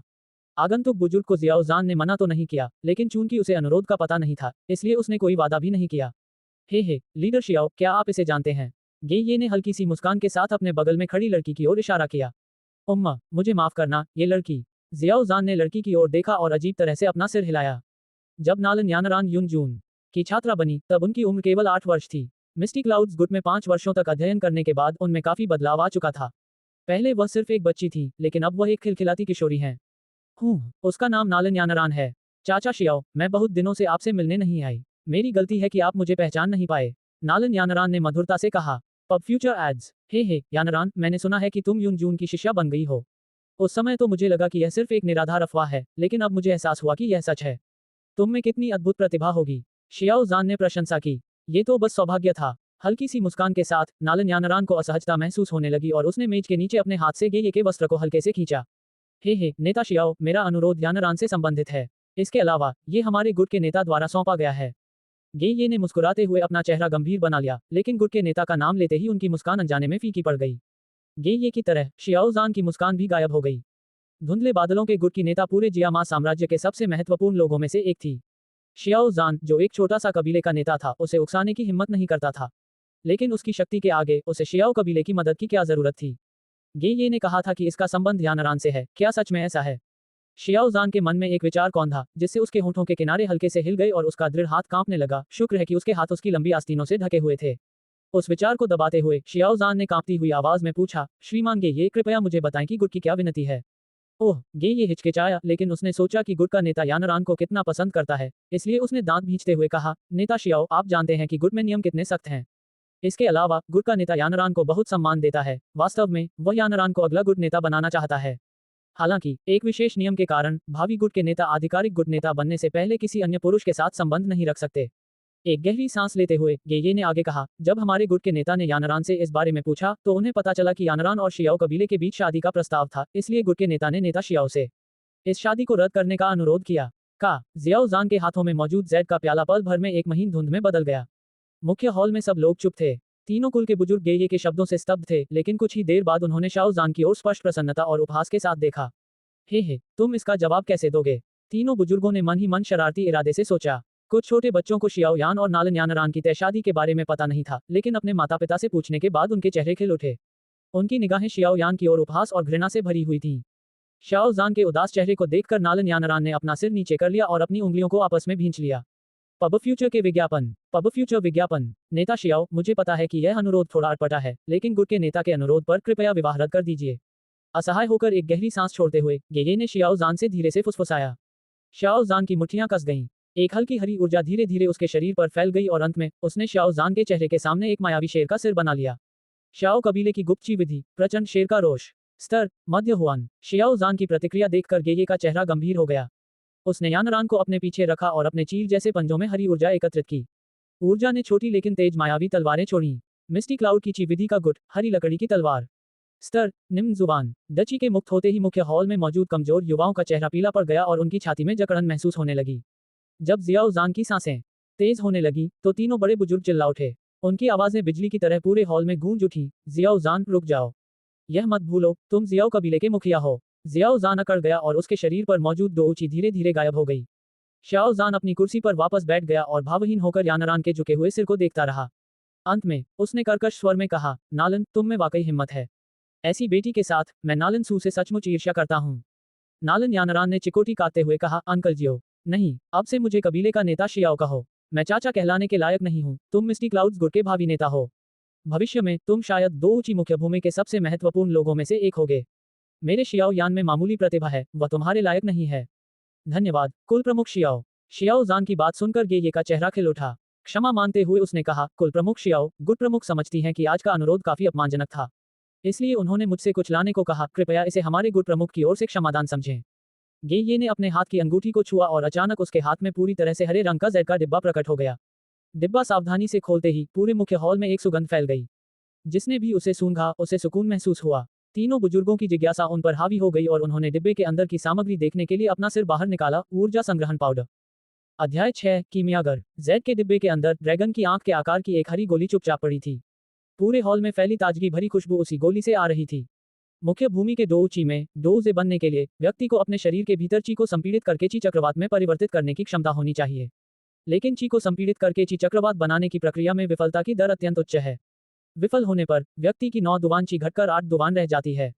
कुछ दुर्भाग्यशाली लोगों को ऐसा करने में सफल होने से पहले अपनी ची को 10 या उससे अधिक बार संपीड़ित करना पड़ता है, लेकिन ची को संपीड़ित करने में इतना समय बर्बाद करने से व्यक्ति ची का अभ्यास करने का सबसे अच्छा समय खो देता है और इस प्रकार अपना भविष्य बर्बाद कर देता है। ची गैदरिंग पावर का उपयोग 9 डुआन ची वाले व्यक्ति को अपनी ची को संपीड़ित करने का प्रयास करते समय 100% सफलता दर प्राप्त करने में सक्षम बनाने के लिए किया जाता था। इस प्रभाव से कई लोगों की आंखें लाल हो जाती हैं। आखिरकार जो भी व्यक्ति दोजे नहीं है उसके साथ बेहद बुरा बर्ताव किया जाता है। लेकिन ची गैदरिंग पावर प्रकृति की देन नहीं है, बल्कि इसे किसी ने बनाया है, एक कीमियागर ने। डो क्यूई मुख्य भूमि में डोजे से भी अधिक वांछनीय एकमात्र पेशा रसायनज्ञों का है। नाम से ही स्पष्ट है कि रसायन शास्त्री ऐसी विशेष गोलियां बना सकते हैं जो किसी व्यक्ति की शक्ति को बढ़ाती हैं। हर स्वतंत्र रसायन शास्त्री की तलाश कई ताकतों द्वारा की जाती है। रसायन शास्त्रियों का इतना उच्च स्थान होने का कारण यह है कि रसायन शास्त्री बहुत दुर्लभ होते हैं और रसायन शास्त्री बनने की आवश्यकताएं बहुत सख्त होती हैं। सबसे पहले व्यक्ति में अग्नि तत्व होना आवश्यक है, और फिर अग्नि तत्व के भीतर उसमें लकड़ी का थोड़ा सा अंश होना चाहिए जो औषधि निर्माण में उत्प्रेरक का काम करे। दो ऊंची मुख्य भूमि में किसी व्यक्ति का गुण उसकी आत्मा द्वारा निर्धारित होता है। जन्म से ही आत्मा में केवल एक ही गुण होता है और वह अन्य किसी भी गुण को अस्वीकार कर देती है। इसलिए किसी व्यक्ति में 2 गुण होना असंभव है। PubFuture ads. बेशक कुछ भी असंभव नहीं है। लाखों लोगों में हमेशा कोई न कोई ऐसा होगा जिसकी आत्मा विकृत होगी। इन विकृत आत्माओं वाले लोगों में से कुछ में रसायन शास्त्री बनने की क्षमता होती है। हालांकि अग्नि और लकड़ी के गुणों वाला व्यक्ति ही कीमियागर बनने के लिए पर्याप्त नहीं है। ऐसा इसलिए है क्योंकि इसके लिए आत्मा की प्रबल अनुभूति या आत्मा को आकार देने की क्षमता भी आवश्यक है। गोलियों के शोधन में 3 सबसे महत्वपूर्ण आवश्यकताएं हैं: सामग्री, लौ और आत्मा की अनुभूति। सामग्री, ये प्राकृतिक संपदाएं होनी चाहिए। आखिरकार बेहतरीन रसायन शास्त्री भी बेकार सामग्री से कोई उत्कृष्ट दवा नहीं बना सकते। इसलिए अच्छी दवाइयों के लिए अच्छी आधारभूत सामग्री बहुत जरूरी है। ज्वाला, या यूं कहें कि गोलियां बनाने के लिए आवश्यक अग्नि। गोलियां बनाने में प्रयुक्त अग्नि सामान्य ज्वाला नहीं हो सकती, बल्कि यह अग्नि तत्व से युक्त दोची ज्वाला होनी चाहिए। प्रकृति में कुछ अत्यंत शक्तिशाली उत्परिवर्तित ज्वालाएं भी पाई जाती हैं। कुछ कुशल रसायनज्ञ अपनी स्वयं की दोची ज्वाला के बजाय इन ज्वालाओं का उपयोग गोलियां बनाने में करते हैं। ये उत्परिवर्तित ज्वालाएं न केवल गोलियों के निर्माण की सफलता दर बढ़ाती हैं, बल्कि उनकी प्रभावशीलता भी बढ़ाती हैं। क्योंकि गोलियों को परिष्कृत करना एक कठिन कार्य है, परिष्करण की लंबी अवधि के लिए बहुत अधिक डोज की आवश्यकता होती है, और इसी कारण से प्रत्येक प्रतिभाशाली रसायनज्ञ एक मजबूत अग्नि प्रकार का डोज भी होता है। अंतिम आवश्यकता आत्मा की अनुभूति है। किसी औषधि को बनाते समय लौ की तीव्रता को अत्यंत सटीकता से नियंत्रित करना आवश्यक होता है। यदि लौ थोड़ी सी भी अधिक गर्म हो जाए तो भट्टी में रखी औषधि जलकर राख हो जाएगी, जिससे रसायनज्ञ का समय और परिश्रम व्यर्थ हो जाएगा। इसलिए लौ की तीव्रता को नियंत्रित करना रसायनज्ञ बनने की एक पूर्व शर्त है। लेकिन लौ पर नियंत्रण पाने के लिए व्यक्ति के पास असाधारण आत्मबोध होना चाहिए। आत्मबोध के बिना भले ही कोई व्यक्ति पहली 2 आवश्यकताओं को पूरा करता हो या उससे भी अधिक सक्षम हो, औषधि बनाने का प्रयास व्यर्थ होगा। इन कठोर परिस्थितियों में रसायन शास्त्री बनने की योग्यता रखने वाले लोग बहुत कम होते हैं। रसायन शास्त्रियों की संख्या कम होने के कारण उनके द्वारा निर्मित जादुई गोलियां भी दुर्लभ होती हैं। दुर्लभ वस्तुएं मूल्यवान होती हैं और गोलियों को निश्चित रूप से दुर्लभ माना जा सकता है, इसलिए रसायन शास्त्रियों का स्थान कुछ हद तक अतिरंजित रूप से सम्माननीय होता है। मुख्य हॉल के अंदर तीनों बुजुर्गों की सिसकियों के बीच युवा पीढ़ी के सभी लोग ये के हाथों में मौजूद जेड बॉक्स को घूर रहे थे। अपने पिता के बगल में बैठी श्याओमी अपनी कोमल जीभ से अपने लाल होठों को चाटती है और बिना पलक झपकाए डिब्बे को घूरती रहती है। हे, इसे हमारे आदरणीय बड़े गुहे ने परिष्कृत किया है। मुझे लगता है कि यहाँ मौजूद सभी ने उनका नाम सुना होगा, है ना? तीनों बड़े बुजुर्गों की शर्मिंदगी भरी हालत देखकर गेये का अहंकार बढ़ने लगा। क्या इस गोली को दवाइयों के बादशाह गुहे ने तैयार किया था? गेये की बात सुनकर तीनों बुजुर्ग एक बार फिर शर्मिंदा हो गए। पिल्किंग गुहे जियामा साम्राज्य का एक अत्यंत प्रभावशाली रसायनज्ञ है। उसकी रसायन विद्या रहस्यमय और अप्रत्याशित है, जिसके कारण अनगिनत शक्तियां उसे लुभाने का प्रयास करती हैं। गुहे के पास न केवल रसायन विद्या में असाधारण प्रतिभा है, बल्कि उनकी स्वयं की शक्ति भी डोऊ वांग के स्तर की है और वह जियामा साम्राज्य के शीर्ष 10 डोजे में से एक हैं। उनके हाथों से परिष्कृत क्यूई गैदरिंग पाउडर का मूल्य संभवतः अन्य सामान्य क्यूई गैदरिंग पाउडर की तुलना में कई गुना अधिक है। तीनों बुजुर्ग जेड बॉक्स के अंदर रखे ची ऊर्जा संग्रहण पाउडर को देखकर मुस्कुराते हैं। अगर शियाओ वंश को यह ची ऊर्जा संग्रहण पाउडर मिल जाता है तो वे शायद एक और युवा डोजे को विकसित कर सकते हैं। ठीक उसी समय जब तीनों बुजुर्ग अपने अपने पोतों के लिए गोली हासिल करने के बारे में सोच रहे थे, तभी मुख्य हॉल में क्रोध से भरी एक युवा आवाज गूंज उठी। श्रीमान गेये, बेहतर होगा कि आप गोली अपने पास ही रखें। हम आपका अनुरोध शायद स्वीकार न करें। मुख्य हॉल में सन्नाटा छा गया और सबकी निगाहें कोने में बैठी शियाओ यान के नाजुक चेहरे पर टिक गईं।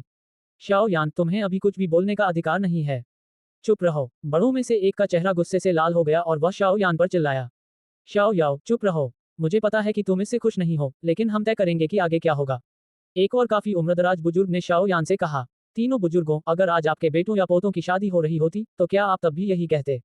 जियाओ याओ धीरे धीरे खड़ा हुआ। उसके होठों पर व्यंग्य का भाव था। चूंकि यह स्पष्ट था कि तीनों बुजुर्ग उसके प्रति तिरस्कारपूर्ण व्यवहार करते थे, तो उसे उनके प्रति इतना सम्मान क्यों दिखाना चाहिए? तुम। शियाओ यान की ये बातें सुनकर तीनों बड़े बुजुर्गों को उसके शब्दों का खंडन करने का कोई तरीका नहीं सूझा। यहाँ तक कि चिड़चिड़े तीसरे बड़े बुजुर्ग ने गुस्से में अपनी डोची शक्ति प्रकट करना शुरू कर दिया। तीनों बुजुर्गों, शियाओ याओ गेगे गलत नहीं है। वह इस मामले के शिकार हैं, इसलिए आप लोग उनके लिए फैसला न करें। मुख्य हॉल में एक लड़की की स्पष्ट आवाज गूंजी। लड़की की आवाज सुनकर तीनों बुजुर्गों का अहंकार कम हो गया और चिंता भरी नजरों का आदान प्रदान करने के बाद वे सभी सिर हिलाकर वापस बैठ गए। तीनों बुजुर्गों को पीछे हटते देख जियाओ याओ ने अपना सिर पीछे घुमाया और मुस्कुराती हुई जियाओ शुनेर को गहरी निगाहों से देखा। तुम कौन हो? तीनों बुजुर्गों को डराने की क्षमता। अपनी उलझन को दबाते हुए जियाओ याओ तेजी से आगे बढ़ा और अपने पिता जियाओ जान को आदरपूर्वक प्रणाम किया। उसके बाद वह मुड़कर नालन यानरान की ओर देखने लगा। गहरी सांस लेते हुए उसने पूछा, लेडी नालन, मैं एक प्रश्न पूछना चाहता हूँ। आज आप यहाँ विवाह की स्वीकृति के लिए आई हैं, क्या दादा नालन ने इसके लिए सहमति दी थी? पहले जब शियाओ यान अपने कोने से बाहर आया तो नालन यानरान को पहले से ही उसे असहज महसूस हो रहा था। अब उसका सवाल सुनकर उसकी भौहें तन गईं। ये लड़का, पहले तो मुझे लगा कि काफी अच्छा है, लेकिन असल में ये बेहद बेशर्म है। क्या इसे हम दोनों के बीच का फर्क नहीं पता? मन ही मन शियाओ यान की आलोचना करते हुए नालन यानरान ने कभी यह नहीं सोचा कि शादी को रद्द करने से शियाओ यान और उसके पिता एक अजीब और बेहद परेशान करने वाली स्थिति में फंस जाएंगे। खड़ी होकर अपने होने वाले पति को घूरते हुए नालन यानरान कहती है, दादाजी ने सहमति नहीं दी, लेकिन यह मेरी अपनी समस्या है और इससे उनका कोई लेना देना नहीं है। चूंकि दादाजी ने कुछ नहीं कहा है, इसलिए मुझे उम्मीद है कि आप मेरे पिता को आपकी बात न मानने के लिए क्षमा कर देंगे। हमारी शादी हमारे दोनों दादाजी ने तय की थी और चूंकि उनमें से किसी ने भी शादी तोड़ने के लिए नहीं कहा है, इसलिए यह शादी जारी रहेगी। वरना जो लोग शादी तोड़ने की कोशिश कर रहे हैं वे अपने पूर्वजों का अपमान कर रहे होंगे। मुझे लगता है कि हमारे कुल में कोई भी ऐसा अपमानजनक काम नहीं करेगा। शियाओ यान ने अपना सिर झुकाया और तीनों बुजुर्गों को सीधे घूर कर देखा। अपमानजनक उपाधि का इस्तेमाल करते हुए जियाओ यान ने बुजुर्गों को चुप रहने के लिए मजबूर कर दिया। इस सख्त कबीले में पूर्वजों का अपमान करने जैसा घोर अपराध भी कबीले के बुजुर्ग के पद से बेदखल होने के लिए काफी था। तुम शियाओ यान द्वारा ठुकराए जाने के बाद नालन यानरान के पास शियाओ यान के दावे का जवाब देने के लिए कोई तर्क नहीं बचा। उसका चेहरा पीला पड़ गया और उसने जोर जोर से पैर पटके, जिससे उसका राजकुमारी जैसा स्वभाव स्पष्ट हो गया। उस युवक को घृणा से देखते हुए उसने चिढ़कर कहा, तुम किस शर्त पर विवाह तोड़ोगे? क्या मुआवजा बहुत कम था? ठीक है, मैं अपने गुरु से तुम्हें 3 और ची संग्रहण पाउडर दिलवा सकती हूँ। इसके अलावा अगर तुम चाहो तो मैं तुम्हें मिस्टी क्लाउड्स गुट में शामिल करवा सकती हूँ और तुम्हें गहन डोची प्रशिक्षण विधियां सिखा सकती हूँ। क्या ये काफी है? नालन यानरान की लुभावनी शर्तों को सुनकर तीनों बुजुर्गों की सांसें तेज होने लगी। मुख्य हॉल में युवा पीढ़ी ने अपनी लारने ली। मिस्टी क्लाउड्स गुट में शामिल होना, हे भगवान, ये तो अनगिनत लोगों का सपना है। ये सारी शर्तें बताने के बाद नालन यानरान ने राजकुमारी की तरह अपने सेवकों को संबोधित करते हुए अपनी बर्फीली सफेद ठुड्डी ऊपर उठाई। वह शियाओ यान की प्रतिक्रिया का इंतजार कर रही थी और जानती थी कि ये शर्तें किसी भी युवक को दीवाना बनाने के लिए काफी थी। अध्याय 7 तलाक। नालन यानरान की उम्मीदों के विपरीत लुभावनी शर्त रखने के बाद उसके सामने खड़ा युवक कांपने लगा। उसने धीरे धीरे अपना सिर उठाया और उसका कोमल और युवा चेहरा एक भयानक क्रूर चेहरे में बदल गया। हालांकि पिछले 3 वर्षों में शियाओ यान ने अनगिनत ताने सहे थे, लेकिन उसकी भी एक सीमा थी। नालन यानरान के कार्यों ने शियाओ यान के दिल में गहराई से छिपी हुई गरिमा की आखिरी किरण को भी कुचल दिया था। युवक का क्रूर चेहरा देखकर यानरान पीछे हट गई। उसके बगल में खड़े युवक ने मौका पाकर अपनी तलवार निकाली और ठंडे स्वर में शियाओ यान को घूरने लगा। मैं तुम्हें मार डालना चाहता हूँ। भले ही उसके दांत किटकिटा रहे थे, लेकिन शियाओ यान के शब्दों में स्पष्ट रूप से जानलेवा इरादा झलक रहा था। उसके हाथ मुट्ठी में जकड़े हुए थे और उसकी काली आंखों में भयंकर ज्वालाएं जल रही थीं। यानेर, तुम बदतमीजी कर रही हो। हॉल के शीर्ष पर जियाओ यान की प्रतिक्रिया देखकर चौंक गया और उसने जल्दी से उसे शांत किया। जियाओ परिवार के लोग मिस्टी क्लाउड्स गुट से पंगा लेने की हिम्मत नहीं कर सकते थे। हालांकि उसकी मुट्ठियां और भी कस गईं, शियाओ यान ने अपना सिर नीचे कर लिया। कुछ क्षण बाद उसने हल्के से अपना सिर ऊपर उठाया। फर्क सिर्फ इतना था कि पहले जो क्रूर चेहरा उसने दिखाया था वह पूरी तरह से शांत और भावहीन चेहरे में बदल गया था। पिछले 3 वर्षों में शियाओ यान ने अनगिनत भेदभाव और ताने सहे हैं। परिणामस्वरूप शियाओ यान अब पहले से कहीं अधिक परिपक्व हो गया है। शायद पिछले 3 वर्षों में उसे सबसे बड़ा लाभ यह मिला कि उसने अपनी भावनाओं पर नियंत्रण रखना सीख लिया था। उस बिल्कुल बदले हुए युवक को देखकर गेये और नालन यानरान को अचानक ठंडक महसूस हुई। अगर ये लड़का निकम्मा ही बना रहता है तो कोई बड़ी बात नहीं, लेकिन अगर इसमें ताकत आ गई तो ये यकीनन एक खतरनाक ताकत बन जाएगा। गेये ने गंभीरता से सोचा। शाओ यान, भले ही मुझे नहीं पता कि मेरे कार्यों ने तुम्हें अब तक इतना क्रोधित क्यों किया है, लेकिन तुम्हें फिर भी शादी रद्द कर देनी चाहिए। धीरे से सांस छोड़ते हुए नालन यानरान ने अपने डर को दबाकर अपना चेहरा सख्त कर लिया।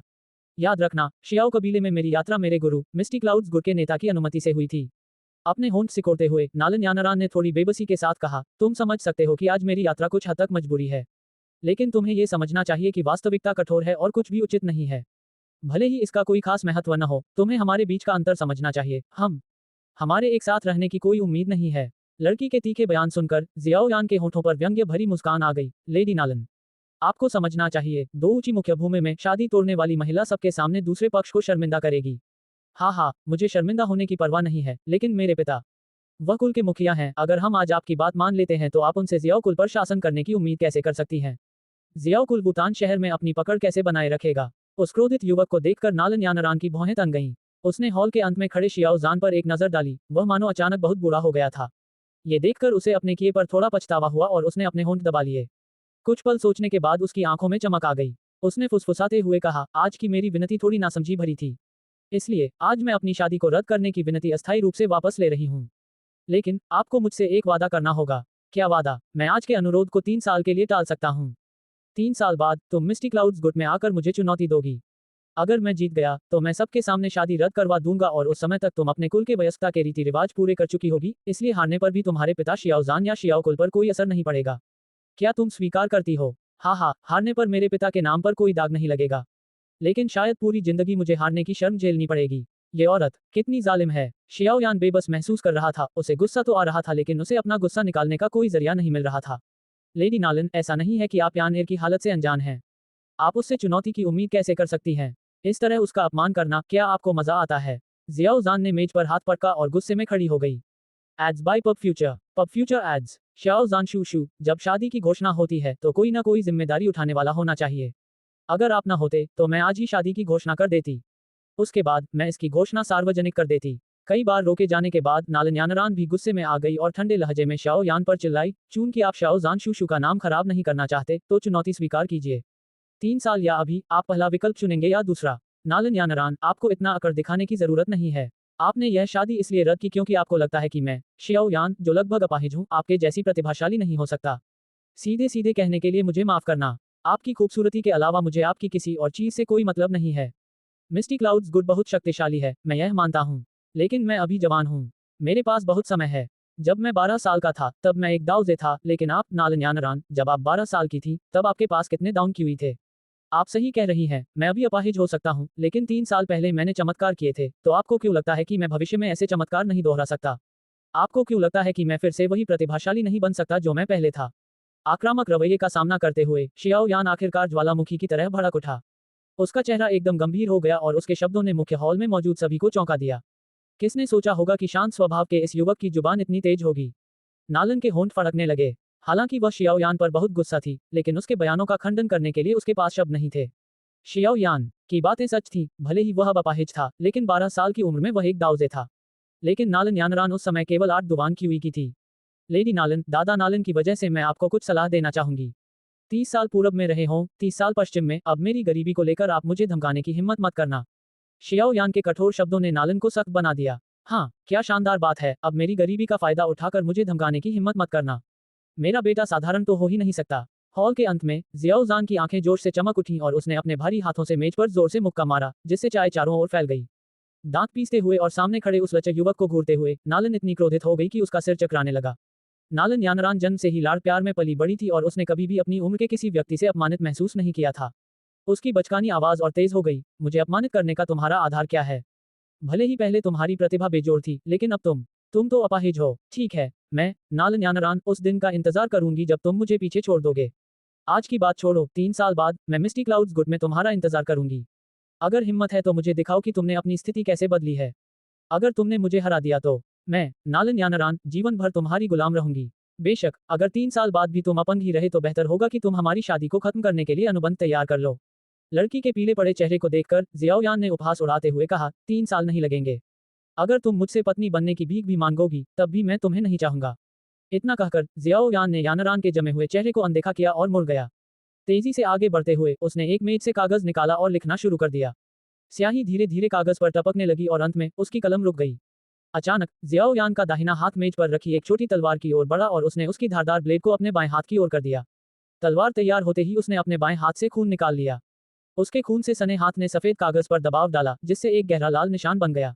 अनुबंध को हल्के से उठाते हुए शियाओ यान ने विजय की हंसी हंस दी। यानरान के पास से गुजरते हुए उसने अनुबंध को मेज पर पटक दिया। तुम ये मत सोचना कि मैं, शियाओ यान, किसी प्रतिभाशाली पत्नी को इतना महत्व देता हूँ। यह अनुबंध विवाह को समाप्त करने का अनुबंध नहीं है, बल्कि मैं तुम्हें शियाओ वंश से अलग कर रहा हूँ। अब से, नालन यानरान, तुम्हारा शियाओ वंश से कोई संबंध नहीं है। तुम्हारी हिम्मत कैसे हुई मुझे तलाक देने की? मेज पर पड़े खून से सने अनुबंध को देखकर नालन यानरान अविश्वास से आंखें फाड़ बैठी। इतनी खूबसूरती, प्रतिभा और पृष्ठभूमि के बावजूद एक छोटे से कबीले के अपाहिज ने उसे तलाक दे दिया। घटनाक्रम के इस अचानक मोड़ ने उसे सोचने पर मजबूर कर दिया कि वह सपना देख रही है। नालन यानरान के अचंभित चेहरे को निर्मम भाव से देखते हुए शियाओ यान ने मुड़कर शियाओ जान के सामने घुटने टेक दिए। उसने भारी मन से प्रणाम किया, अपने होंठ दबाए और कुछ नहीं कहा। भले ही शाओ यान ने नालन यानरान को तलाक दे दिया हो, लेकिन जब ये बात फैली तो शायद दूसरों को इस पर यकीन न हो। जो लोग नहीं जानते कि क्या हुआ था, वे सोचेंगे कि नालन यानरान ने अपने अत्याचारी स्वभाव का इस्तेमाल करके शाओ कबीले पर शादी तोड़ने का दबाव डाला। आखिर यानरान की खूबसूरती, प्रतिभा और ऊंचे खानदान के सामने शाओ कबीले का कोई अपाहिज कभी टिक नहीं सकता था। किसी को भी यह उम्मीद नहीं थी कि शाओ यान में मिस्टी क्लाउड्स गुड की भावी नेता को तलाक देने की हिम्मत होगी। इसी वजह से शाओ यान के पिता होने के नाते शाओ जान को शायद अंतहीन उपहास सहना पड़ेगा। घुटनों के बल बैठे शियाओ यान को देखकर और अपने बेटे के अपराध बोध को समझते हुए शियाओ जान ने असहाय होकर मुस्कुराते हुए कहा, मुझे विश्वास है कि मेरा बेटा हमेशा के लिए अपाहिज नहीं रहेगा। भविष्य में जब सच्चाई सामने आएगी तो अफवाहों का कोई असर नहीं होगा। पिताजी, 3 साल बाद मैं मिस्टी क्लाउड्स गुट में जाकर आज की शर्मिंदगी का बदला लूंगी। नम आंखों से शियाओ यान ने एक बार फिर प्रणाम किया और खड़ी हो गई। बिना हिचकिचाए शियाओ यान मुख्य हॉल के दरवाजे की ओर चल पड़ी। जब वह नालन यानरान के पास से गुजरा तो शियाओ यान एक पल के लिए रुका और अपने युवा मुख से ठंडे शब्द उगल दिए। 3 साल बाद मैं तुम्हें ढूंढ लूंगा। तेज धूप में उस युवक की परछाई बहुत दूर तक फैली हुई थी। उसे देखकर ऐसा लग रहा था मानो वह बहुत अकेला हो। नालन यानरान का छोटा सा मुंह खुला, लेकिन कोई आवाज नहीं निकली।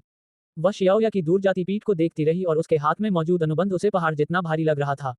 खैर, आपका लक्ष्य पूरा हो गया है, कृपया अब चले जाए।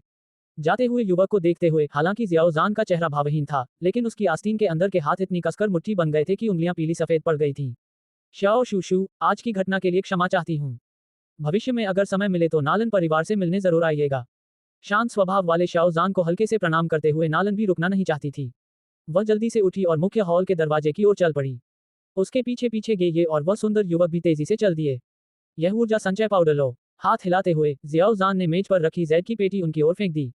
गेये ने गिरते हुए डिब्बे को झटपट पकड़ लिया और कड़वी मुस्कान के साथ उसे अपनी अंगूठी में रख दिया। लेडी नालन, उम्मीद है कि आज आपको अपने कार्यों पर पछतावा नहीं होगा। और हाँ, यह मत सोचिए कि मिस्टी क्लाउड्स गुड का समर्थन मिलने से आप जो चाहें कर सकती हैं। युन युन से भी ज्यादा शक्तिशाली लोग हैं। नालन यानरान जब दरवाजे से बाहर निकलने ही वाली थी, तभी हॉल में एक लड़की की ठंडी आवाज सुनाई दी। तीनों के कदम रुक गए और उन्होंने उस कोने की ओर देखा जहां से आवाज आई थी। वहां उन्हें बैंगनी रंग के कपड़े पहने एक लड़की धीरे धीरे एक किताब के पन्ने पलटती हुई दिखाई दी। उसके बगल वाली खिड़की से सूरज की रोशनी अंदर आ रही थी और लड़की को खूबसूरती से घेर रही थी। दूर से देखने पर वह किसी दिव्य बैंगनी कमल की तरह खिलती हुई प्रतीत हो रही थी, निर्मल और सुंदर, मानो स्वर्ग से आई हो। जैसे ही लड़की ने तीनों की निगाहों को महसूस किया, उसने पुरानी किताब से अपना सिर ऊपर उठाया और उसकी शरद ऋतु जैसी आंखों में सुनहरी लौ की एक पतली सी लकीर झांक उठी। लड़की की आंखों में जलती हुई पतली लौ को देखकर ये तुरंत अकड़ गया और उसके झुर्रीदार चेहरे पर भय का भाव छा गया। उसके सूखे हाथों ने तुरंत घबराई हुई नालन यानरान और उस युवक को पकड़ लिया और वह मुख्य हॉल से ऐसे भागा जैसे उसे अपनी जान का खतरा हो। गेये की हरकतों को देखकर कुछ लोगों को छोड़कर बाकी सभी के चेहरे पर हैरानी के भाव थे। अध्याय 8, रहस्यमय बुजुर्ग। मुख्य हॉल से भावहीन होकर निकलते हुए निराश शियाओ यान ने अपनी दिनचर्या का पालन किया और धीरे धीरे कबीले के भवन के पीछे स्थित पहाड़ की चोटी पर चढ़ गया। पहाड़ की चोटी पर बैठकर शियाओ यान शांत भाव से दूर धुंध में लिपटी हुई खड़ी पर्वत चोटियों को देखता रहा। वहां धुंध में जियामा साम्राज्य की प्रसिद्ध जादुई पशु पर्वत श्रृंखला थी। हे शक्ति, इस दुनिया में शक्ति के बिना तुम मल के बराबर भी नहीं हो। कम से कम कोई मल को रौंदने की कोशिश तो नहीं करता। कंधे हिलाते हुए उस युवक की कोमल आत्मव्यंग्यात्मक आवाज पहाड़ की चोटी पर गूंज उठी, जिससे वातावरण उदासी से भर गया। अपने बालों को झटकते हुए शियाओ यान ने अपने होठों को दांतों से दबाया, जिससे उसके मुंह में खून का स्वाद फैल गया। हालांकि उसने मुख्य हॉल में अपनी भावनाओं को खुद पर हावी नहीं होने दिया, लेकिन नालन यानरान के शब्द उसके दिल में चाकू की तरह चुभ गए। मैं अब कभी इस तरह अपमानित नहीं होऊंगा। अपने बाएं हाथ को खोलते हुए, जिस पर उस दिन की घटनाओं से बना खून का निशान अभी भी मौजूद था, जियाओ यान की आवाज कर्कश लेकिन दृढ़ थी। हे बच्चे, लगता है तुम्हें कुछ मदद की जरूरत है। ठीक उसी समय जब शियाओ यान ने शपथ ली, एक बूढ़ी अजीब सी हंसी उसके कानों में पड़ी। शियाओ यान का चेहरा बदल गया और वह तुरंत पीछे मुड़ गया। उसने पैनी निगाहों से अपने आसपास का जायजा लिया, लेकिन उसे कोई परछाई भी नहीं दिखी। हे खोजना बंद करो, मैं तुम्हारी उंगली पर हूँ। ठीक उसी समय जब जियाओ यान को लगा कि वह मतिभ्रम का शिकार हो रहा है, तभी वह अजीब सी हंसी फिर से सुनाई दी। शियाओ यान की आंखें सिकुड़ गईं और उसकी नजर अपने दाहिने हाथ की काली अंगूठी पर पड़ी। तुम बात कर रहे हो? अपने दिल की तेज धड़कन को सहते हुए जियाओ यान ने अपनी आवाज को शांत रखने की कोशिश की। बच्चे, तुम तो बड़े शांत हो, बिल्कुल भी डरे नहीं। रिंग से एक ताना मारने वाली आवाज सुनाई दी। तुम कौन हो? मेरे घेरे में क्यों हो? तुम क्या करने की कोशिश कर रहे हो? खुद को शांत करने के बाद जियाओ यान ने आवश्यक प्रश्न पूछे। मैं कौन हूँ? आपको जानने की जरूरत नहीं है, मैं आपको नुकसान नहीं पहुंचाऊंगा। हा, इतने सालों बाद आखिरकार मुझे कोई ऐसा मिल ही गया जिसकी आत्मा इतनी मजबूत है। क्या किस्मत है।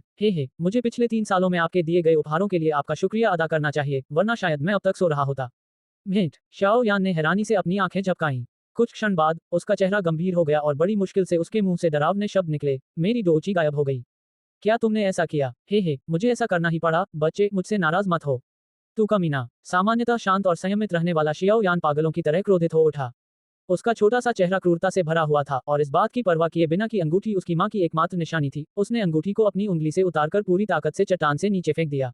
जैसे ही अंगूठी उसके हाथ से छूटी, शियाओ यान का दिमाग आखिरकार साफ हो गया।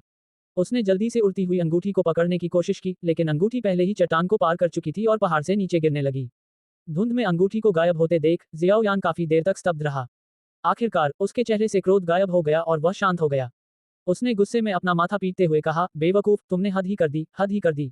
ये जानकर कि पिछले 3 वर्षों से उसके अपमान का कारण वह अंगूठी थी जिसे वह हमेशा पहनता था, शियाओ यान की इतनी हिंसक प्रतिक्रिया कोई आश्चर्य की बात नहीं थी। काफी देर तक चट्टान के किनारे बैठे रहने के बाद शियाओ यान ने बेबसी से अपना सिर हिलाया। उठकर वह वापस जाने के लिए तैयार हुआ, लेकिन उसकी आंखें चौड़ी हो गईं और उसकी उंगली कांपते हुए उसके सामने मौजूद चीज की ओर इशारा करने लगी। शाओ यान के सामने आकाश में तैरता हुआ एक घोर काला घेरा था। लेकिन जिस चीज ने शाओ यान को सबसे ज्यादा चौंकाया, वह थी घेरे के ऊपर मौजूद पारदर्शी झुर्रियों वाली आकृति। बच्चे, इतना गुस्सा होने की क्या जरूरत है? मैंने तो बस 3 साल तक तुम्हारा डोउची का अभ्यास किया है। उस पारदर्शी बुजुर्ग ने अचंभित शियाओ यान को देखकर मुस्कुराया। जियाओ यान के होंठ फड़फड़ाए और उसने अपने गुस्से को दबाते हुए कहा, बुजुर्ग, जब से तुम रिंग के अंदर छिपे हुए थे, तब से तुम्हें पता होना चाहिए कि तुमने मेरी डोची छीनने के बाद से मुझे कितना दर्द पहुंचाया है ना? Ads by PubFuture ads. लेकिन इन 3 सालों के अपमानों के बाद आप परिपक्व हो गए हैं, है ना? क्या आपको लगता है कि 3 साल पहले आप में इस तरह की सहनशीलता और मानसिकता होती?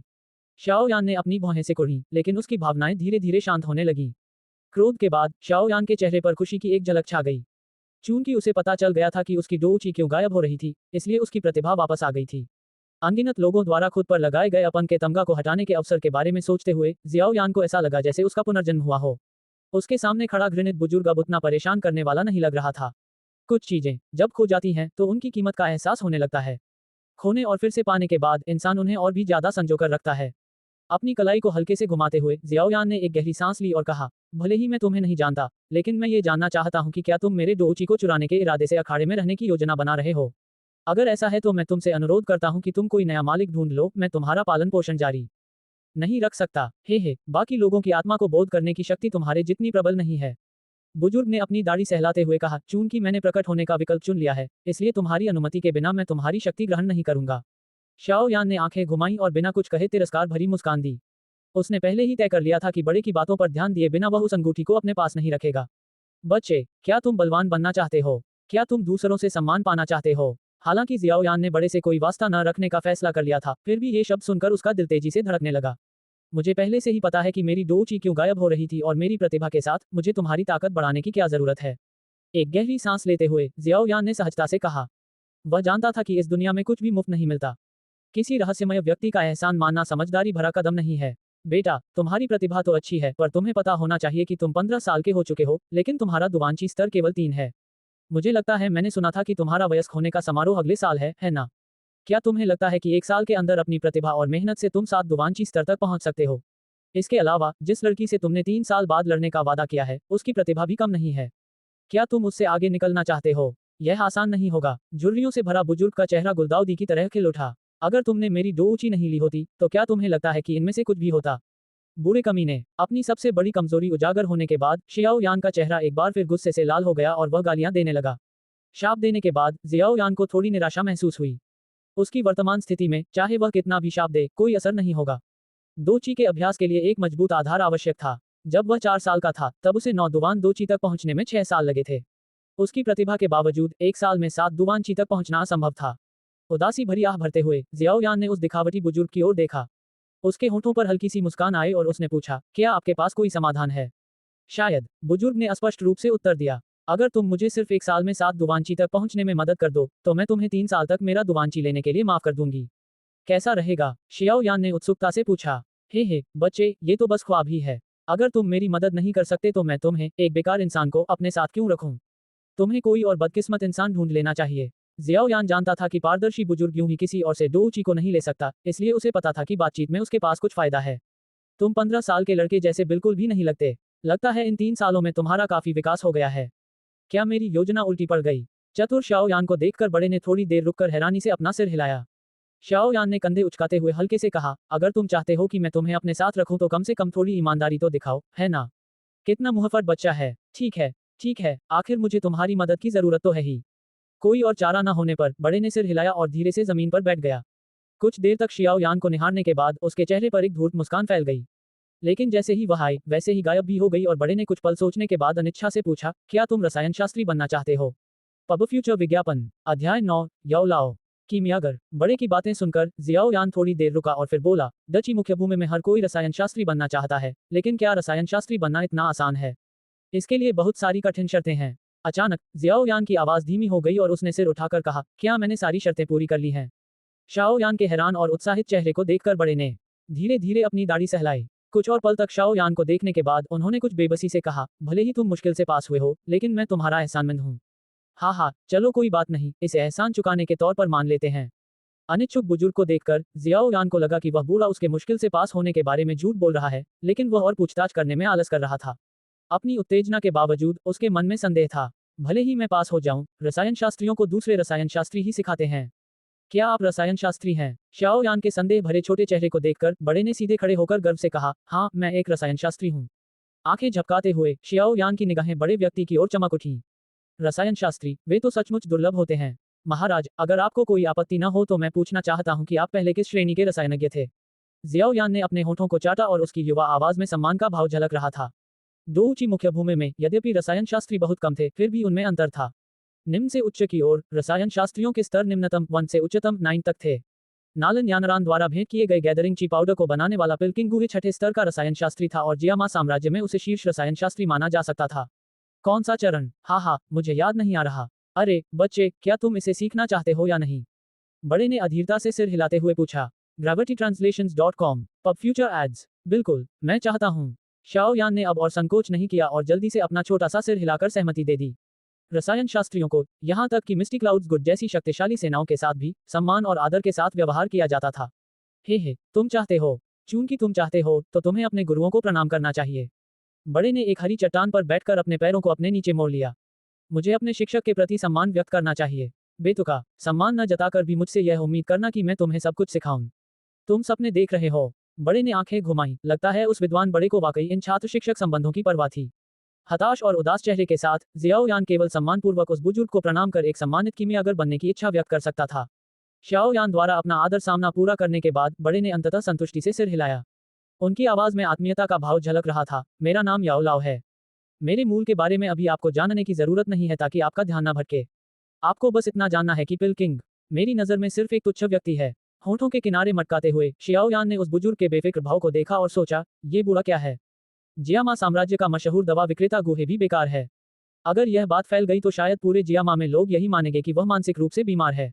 एक गहरी सांस लेते हुए और अपने सदमे को दबाते हुए जियाओ यान की नजरें चारों ओर घूमी और उसने कुछ मजाकिया अंदाज में पूछा, ओम शिक्षक, 1 साल के भीतर 7 दुवान क्यूई तक पहुंचने में आप मेरी मदद कैसे करेंगे? भले ही पिछले 3 वर्षों से आपकी डोची शक्ति में लगातार गिरावट आ रही है, लेकिन डोची में आपकी नींव अन्य लोगों की तुलना में कहीं अधिक मजबूत है। डोची प्रशिक्षण में नींव ही सबसे महत्वपूर्ण होती है। आगे चलकर आप जान पाएंगे कि इन 3 वर्षों ने आपको कितने लाभ पहुंचाए हैं। याओ लाओ की मुस्कान धीरे धीरे गायब हो गई और उनके चेहरे पर गंभीरता आ गई। शाओ यान दंग रह गया। उसे कभी नहीं बताया गया था कि किसी की शक्ति छीन लेने से लाभ भी हो सकते हैं। तो फिर आप मुझे रसायन विद्या कब सिखाने वाले हैं? जियाओ यान ने अपने विचारों को सबसे महत्वपूर्ण बात पर केंद्रित किया। कीमियागर बनने के लिए आपको अग्निगुण वाली डोची की आवश्यकता होती है। इसलिए कीमियागर बनने से पहले आपको कम से कम डोजे बनना होगा और अग्निगुण वाली डोची विधि सीखनी होगी। जियाओ यान ने हाथ आगे बढ़ाते हुए हंसते हुए पूछा, अग्निगुण वाली डोची विधि? हाँ, गुरुजी, चूंकि मैं आपका छात्र हूँ तो आपको मुझे तियान स्तर की अग्निगुण वाली डोची विधि सिखानी चाहिए, है ना? ये सुनकर यान लाओ ने गुस्से से शियाओ यान को फटकारा, सचमुच? क्या तुम्हें लगता है कि तियान चरण की 2 ऊंची विधियां जमीन में लगे आलू की तरह हैं? तुम ऐसा कैसे कह सकते हो? महोदय, चूंकि मैं आपका शिष्य बन चुका हूं, तो आप मुझे अपने कुल में जाकर डोची विधियां खोजने की अनुमति तो नहीं दे सकते, है ना? हमारे कुल की सर्वोच्च अग्नि तत्व वाली डोची विधि केवल उच्च हुआंग स्तर की है। एक रसायनज्ञ के लिए यह बहुत ही घटिया स्तर है। शियाओ यान के चेहरे पर उदासी साफ झलक रही थी। बच्चे, मैं तुम्हारा शिक्षक हूँ, कोई बुरा नहीं। Ads by PubFuture ads. Xiao Yan के अपमानजनक शब्दों को सुनकर याओ लाओ ने अपनी आंखें घुमाई जब उसे एहसास हुआ कि शाओ यान को अपने बड़ों के प्रति सम्मान दिखाने की परवाह नहीं है। क्योंकि तुम मेरे शिष्य हो, मैं तुम्हें घटिया तरीकों का अभ्यास नहीं करने दूंगा। तियान स्तर के तरीके, मेरे पास तो वो नहीं है, लेकिन मेरे पास एक ऐसा तरीका है जो सामान्य तियान स्तर के तरीके से कहीं अधिक शक्तिशाली है। क्या तुम उसे सीखना चाहोगे? याओ लाओ की धुंधली बूढ़ी आंखों में अचानक साजिश भरी नजरें उभर आईं। क्या ये तियान स्टेज 2 ऊंची विधि से भी अधिक शक्तिशाली है? उसका दिल तेजी से धड़क रहा था। जियाओ यान ने लार नीली और उसकी गहरी काली आंखों में थोड़ी सी उम्मीद झलक रही थी। तो ये किस स्तर की 2 ऊंची विधि है? निम्न हुआंग स्तर। याओ लाओ की हल्की हंसी ने शियाओ यान के चेहरे को सख्त कर दिया। अरे यार, तुम मुझसे मजाक कर रहे थे। पहाड़ की चोटी पर एक क्रोधित आवाज सुनाई दी। उस युवक के बिगड़े हुए चेहरे को देखकर याओ लाओ हंसने लगा। शांत स्वभाव वाले शाओ यान को इतना क्रोधित कर पाने पर उसे संतोष का अनुभव हुआ। उस 2 ऊंची पद्धति में अजीब क्या है? याओ लाओ के विनोदी चेहरे को देखकर शियाओ यान अचानक शांत हो गई। इसमें बदलाव आ सकता है। शाओ यान की आंखें चौड़ी हो गईं और बिना पलक झपकाए वह याओ लाओ के चेहरे को घूरने लगा। ये जानने की कोशिश कर रहा था कि याओ लाओ झूठ बोल रहा है या नहीं, लेकिन कुछ सेकंड बाद उसने सिर हिलाकर कहा, बिल्कुल नहीं। मैंने कभी किसी ऐसी 2 ऊंची विधि के बारे में नहीं सुना जो विकसित हो सकती हो। तुम्हें क्या पता? 2 ऊंची की मुख्य भूमि विशाल है और यहाँ हर समय अजीबोगरीब लोग और घटनाएं घटती रहती हैं। तुम्हारी सीमित सोच के कारण तुम अभी तक जियामा साम्राज्य से बाहर भी नहीं गए हो। यहाँ अनगिनत असंभव चीजें संभव हैं। शाओ यान ने रुककर कहा, तो क्या आपने कभी 2 ऊंची विधियों के बारे में सुना है जो विकसित हो सकती हैं? याओ लाओ की मुस्कान थोड़ी सख्त हो गई, क्योंकि इसके जैसी कोई और विधि नहीं है, इसलिए ये 2 ऊंची विधि अद्वितीय है। क्या ये विकसित हो सकता है? याओ लाओ के गंभीर चेहरे को देखकर शियाओ यान ने खुद को दोबारा पूछने से नहीं रोका। इसमें बदलाव आ सकता है। याओ लाओ ने गंभीरता से सिर हिलाया। क्या आपने इसे आजमाया है? PubFuture ads. अरे नहीं, क्या दूसरे लोगों ने भी इसे आजमाया है? अरे नहीं, शियाओ यान के माथे पर एक नस उभरी हुई थी। उसने अपने हाथों को कसकर भींच लिया और बड़े को मुक्का मारने की अपनी इच्छा को रोकने की कोशिश की। अगर किसी और ने इसे आजमाया ही नहीं है, तो आपको कैसे पता कि यह विकसित हो सकता है? डची पद्धति में इसे इसी तरह समझाया गया है। क्या सच में ऐसी 2 ऊंची विधियां होती हैं? उसकी भौहें तन गईं। जियाओ यान हिचकिचाते हुए बोला, क्या आप मुझे इसे देखने देंगे? हे, उत्सुक शियाओ यान को देखकर याओ लाओ का मुंह खुला रह गया, लेकिन जो निकला वो शियाओ यान की उम्मीद के मुताबिक नहीं था।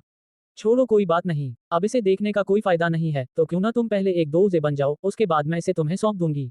शाओ यान का फैला हुआ हाथ थोड़ी देर रुका और उसके होठों के किनारे कुछ देर तक फड़फड़ाने के बाद उसने 3 शब्द कहे, तुम निर्दयी हो। खुशी से हंसते हुए याओ लाओ ने शियाओ यान की क्रोध से भरी आंखों को नजरअंदाज करते हुए कहा, हमारा वर्तमान लक्ष्य 1 वर्ष के भीतर आपके डोऊची को सातुआन तक पहुंचाना है। शाओ यान ने डोऊची पद्धति के प्रति अपनी जिज्ञासा और क्रोध को दबाते हुए दांत पीसते हुए पूछा, आप ये कैसे करने वाले हैं? याओ लाओ ने गंभीर चेहरे से कहा, जब कोई अपने डोची का प्रशिक्षण शुरू करता है, तो उसका मुख्य ध्यान मांसपेशियों को मजबूत करने और आंतरिक ची मार्गों को सुदृढ़ करने पर होता है, ताकि शरीर में डोची को साकार करने के लिए एक आधार तैयार हो सके। चूंकि आपकी उम्र के लोगों के आंतरिक ची मार्ग कमजोर होते हैं और उन्हें ढाला जा सकता है, इसलिए आपको प्रशिक्षण प्रक्रिया को चरणबद्ध तरीके से करना होगा और आप प्रशिक्षण की गति बढ़ाने के लिए बाहरी बल का प्रयोग नहीं कर सकते। अन्यथा भविष्य में जब आपका डोची मजबूत हो जाएगा, तो आपके आंतरिक ची मार्ग डोची के बल को सहन नहीं कर पाएंगे और आपके ची मार्ग फट जाएंगे, जिसके परिणामस्वरूप आपकी मृत्यु हो जाएगी। शियाओ यान इस बात को याओ लाओ की तरह ही अच्छी तरह जानता था, क्योंकि 3 साल तक अपंग रहने के दौरान उसके पिता बहुत चिंतित रहते थे और कई बार उन्होंने जबरदस्ती डो क्यूई को शियाओ यान के शरीर में डालने की कोशिश की, लेकिन हर बार आखिरी क्षण में वे रुक जाते थे, इसलिए शियाओ यान को इसमें शामिल जोखिम का अंदाजा था। याओ लाओ ने शांत स्वभाव वाले शियाओ यान की ओर देखा और संतुष्टि से सिर हिलाया। लेकिन ये बात तो दूसरों पर लागू होती है। तुम अलग हो, तुम्हारी आंतरिक नींव 3 साल पहले से ही मजबूत और भरोसेमंद थी और तब से अपने दृढ़ व्यक्तित्व के कारण तुमने कभी भी अपनी ऊर्जा का अभ्यास करना बंद नहीं किया। इसलिए तुम्हारी वर्तमान नींव, मैं कह सकता हूं कि बहुत अच्छी है। तो आप मेरी ची को प्रशिक्षित करने के लिए बाहरी शक्तियों का उपयोग करना चाहते हैं, जैसे कि गोलियां। लगभग ऐसा ही है, लेकिन अभी आपके ची पथों की कठोरता को देखते हुए आप किसी भी गोली के ची पथों से गुजरने की शक्ति को सहन नहीं कर पाएंगे। यहां तक कि साधारण गैदरिंग ची पाउडर का भी आप उपयोग नहीं कर पाएंगे। ये साधारण ऊर्जा संचयन पाउडर। शियाओ यान फिर से अपनी आंखें घुमाना चाहता था। जियामा साम्राज्य में ऊर्जा संचयन पाउडर की कीमत आसमान छूती थी, लेकिन उसके गुरु से ये ऊर्जा संचयन पाउडर सबसे साधारण वस्तु बन गए। इन दोनों के बीच का अंतर शियाओ यान को अचंभित कर गया। तो फिर तुम्हारी योजना क्या है? गहरी सांस लेते हुए जियाओ यान ने खुद को संभाला और अपनी भौहें फिर से सिकोड़ लीं। हे, क्योंकि गोलियां बहुत तेज होती हैं और तुम्हारी ची ऊर्जा को नुकसान पहुंचा सकती हैं, इसलिए हमें एक नरम तरीका अपनाना होगा। याओ लाओ मुस्कुराते हुए बोले, कल मेरे लिए बैंगनी पत्तों वाली नीली घास के 3 पूरे डंठल तैयार कर देना, जितने पुराने हों उतना अच्छा। साथ ही मुझे हड्डी धोने वाले फूल के 2 डंठल चाहिए, उम्र कोई मायने नहीं रखती। ओह हाँ, मुझे एक लेवल 1 लकड़ी गुण वाला मॉन्स्टर कोर भी चाहिए। ये सभी कम ग्रेड की सामग्री हैं, इसलिए तुम्हें इन्हें प्राप्त करने में कोई दिक्कत नहीं होनी चाहिए। कोई आ रहा है, मैं वापस रिंग में जाता हूँ। और हाँ, मेरे बारे में किसी को भी पता मत चलने देना, यहाँ तक कि अपने करीबी परिवार को भी नहीं। इतना कहकर याओ लाओ ने हैरान शियाओ यान को अनदेखा किया और काली रिंग में कूद गए। रिंग थोड़ी हिली और शियाओ यान की उंगली पर जा गिरी। बैंगनी पत्तों वाली नीली घास की 3 डंठलें, हड्डी धोने वाले फूल की 2 डंठलें, लकड़ी के गुण वाला एक मॉन्स्टर कोर। बूढ़े, क्या आपको यकीन है कि ये सब सही है? क्या आपको लगता है कि मैं कोई राजकुमार हूँ? इन सब चीजों की कुल कीमत 1000 सोने के सिक्कों से भी ज्यादा है। कई सालों तक पैसे बचाने के बाद, यहाँ तक कि खाना पीना छोड़कर और कभी भी विलासिता की चीजों पर खर्च न करके, मेरे पास सिर्फ 400 सोने के सिक्के बचे हैं। ये तो सिर्फ एक लेवल 1 लकड़ी के गुण वाले मॉन्स्टर कोर के लिए ही काफी हैं। जियाओ यान ने स्थिर अंगूठी की ओर इशारा करते हुए गाली दी। ये तो तुम्हारी अपनी समस्या है। हाँ, दूसरे लोग तो मेरे रसीले तरल पदार्थों के लिए ललचाएंगे, लेकिन मैं तो बस तुमसे सामान के लिए पैसे जुटाने को कह रही हूँ और तुम अभी से उसके लिए रो रहे हो। याओ लाओ की ताना मारने वाली हंसी शाओ यान के दिल में गूंज उठी। धिक्कार है, रसायन शास्त्रियों द्वारा बनाई गई चीजें तो केवल अमीर लोग ही खरीद सकते हैं। जियाओ यान बेबसी से हंस पड़ा। उसका मासिक भत्ता मात्र 20 सोने के सिक्के था। यह कोई छोटी रकम नहीं थी। इससे एक सामान्य परिवार का पूरे साल का पेट भर सकता था। लेकिन उसके पास जो पैसा था, उससे याओ लाओ की जरूरत की एक चीज खरीदना भी मुश्किल था। यही तो रसायन शास्त्रियों और आम लोगों में अंतर है। हाँ, लगता है मुझे इसे किसी से उधार लेना पड़ेगा। एक गहरी सांस लेते हुए जियाओ यान धीरे धीरे संभला और उसका छोटा सा चेहरा फिर से शांत हो गया। पहाड़ पर चढ़ने वाले रास्ते की ओर सिर घुमाते हुए उसने एक बैंगनी आकृति को किसी आत्मा की तरह पहाड़ पर चढ़ते हुए देखा। अध्याय 10, धन उधार लेना। चट्टानों पर दबे पांव चलते हुए जियाओजुन एक खूबसूरत बैंगनी तितली की तरह मोहक वक्रों के साथ पहाड़ पर चढ़ रही थी। ऊपर देखते ही उसकी निगाहें चट्टान के किनारे खड़े युवक पर टिक गईं। युवक को देखकर जियाओजुन आश्चर्यचकित रह गई। हालांकि केवल कुछ ही घंटे बीते थे, उसने गौर किया कि पहले की तुलना में जियाओ यान ने कुछ हासिल कर लिया है। जब उनकी निगाहें मिली, तब उसे आखिरकार एहसास हुआ कि शियाओ यान ने क्या वापस पा लिया है। उसका अपना आत्मविश्वास। 3 साल बाद शियाओ यान की प्रतिभा आखिरकार लौट आई है। शाओयान के होठों पर ठहरती पारदर्शी मुस्कान में खोई हुई शाओ शुन के सुंदर चेहरे पर 2 डिंपल उभर आए। लगता है शाओयान को शुनेर के आकर उसे दिलासा देने की जरूरत नहीं पड़ी। कठिनाइयों का सामना करने के बाद ही लोग परिपक्व होते हैं, है ना? जियाओयान ने कंधे उचकाते हुए कहा। उसे इसका पछतावा जरूर होगा। शुनेर अपने होठों को सिकोड़ती है और ऐसे शब्द कहती है मानो वह किसी अदालती मामले में अंतिम फैसला सुनाने वाली न्यायाधीश हो। शाओयान हल्के से मुस्कुराता है, अपने कपड़ों पर थपथपाता है और उसकी ओर चल पड़ता है। जब वह उसके पास पहुंचता है तो लगभग उसी कद की शुनेर को देखते हुए उसकी नजर उस युवा लेकिन फिर भी सुंदर चेहरे पर पड़ती है। अचानक शियाओयान को चक्कर आने लगता है। उसे वह लड़की याद आ जाती है जो हमेशा उस पर लट्टू रहती थी और हर जगह उसका पीछा करती थी। अब वह कितनी सुंदर लग रही है। हल्की सी मुस्कान के साथ शियाओयान की निगाहें नर्म पड़ गईं और उसने शियाओ शुन के हैरान चेहरे के नीचे से उसके चेहरे को चिकोटी काटते हुए कहा, शुनेर बड़ी हो गई है। लेकिन तुम ठीक हो, यह मत भूलना कि शियाओयान गेगे पेड़ों से फल तोड़ते समय चोटों से कैसे भर जाते थे। शाओयान की अंतरंग हरकतों से स्तब्ध होकर शुनेर एक पल के लिए अकड़ जाती है, फिर उसकी निर्मल काली आंखों में मुस्कान आ जाती है। जब वो छोटी थी तो शियाओयान को उसके गालों को चुटकी काटना बहुत पसंद था, लेकिन 3 साल पहले हुई उस घटना के बाद से उसने अपने दिल के पास एक अदृश्य दीवार खड़ी कर ली और सबको खुद से दूर कर दिया। चाहे वो कितनी भी कोशिश कर ले, उसे हमेशा उसके ठंडे और भावहीन रवैये से निराशा ही हाथ लगती थी। वो वापस आ गया है, लेकिन लगता है वो अब भी मुझे ना समझता है। कितना बेवकूफ है वो। जुनेर मन ही मन शिकायत करती है। जुनेर खुद को लालची होने के लिए कोसती है। शुनेर, पिछले 3 सालों में कृपया शियाओयान गेगे को उसके ऐसे व्यवहार के लिए दोष मत देना। मैं दिन ब दिन जी रहा था, लेकिन शुक्र है कि तुम हमेशा मेरे साथ थी। शियाओयान ने झिझकते हुए सिर हिलाया और माफी मांगी। शुनेर मीठी मुस्कान देती है। पिछले 3 वर्षों से उसने जो शिकायतें झेली थी वे उस अटपटी माफी के साथ गायब हो गईं। हाँ हाँ, ओह हाँ, शुनेर, तुम्हारे पास कितने पैसे हैं? शुनेर का चेहरा छोड़ते हुए शियाओयान एक खोखली हंसी हंसती है और पूछती है। उसके कुल में उसके पिता को छोड़कर शुनेर ही एकमात्र व्यक्ति था जिसके साथ उसके अच्छे संबंध थे। उसने आज सुबह ही अपने पिता को शर्मिंदा किया था, इसलिए वह उनसे पैसे मांगने के लिए उनके सामने जाने की हिम्मत नहीं कर पा रहा था, इसीलिए उसने शुनेर से पैसे मांगे। गन ट्रुएनी, पैसा। अपनी निर्मल आंखों को झपकाते हुए जुनेर आश्चर्यचकित रह गई। शाओ यान गेगे को पैसे चाहिए? पब फ्यूचर विज्ञापन। हाँ, मैं कुछ सामान खरीदना चाहता हूँ, हालांकि मेरे पास थोड़े पैसे कम हैं।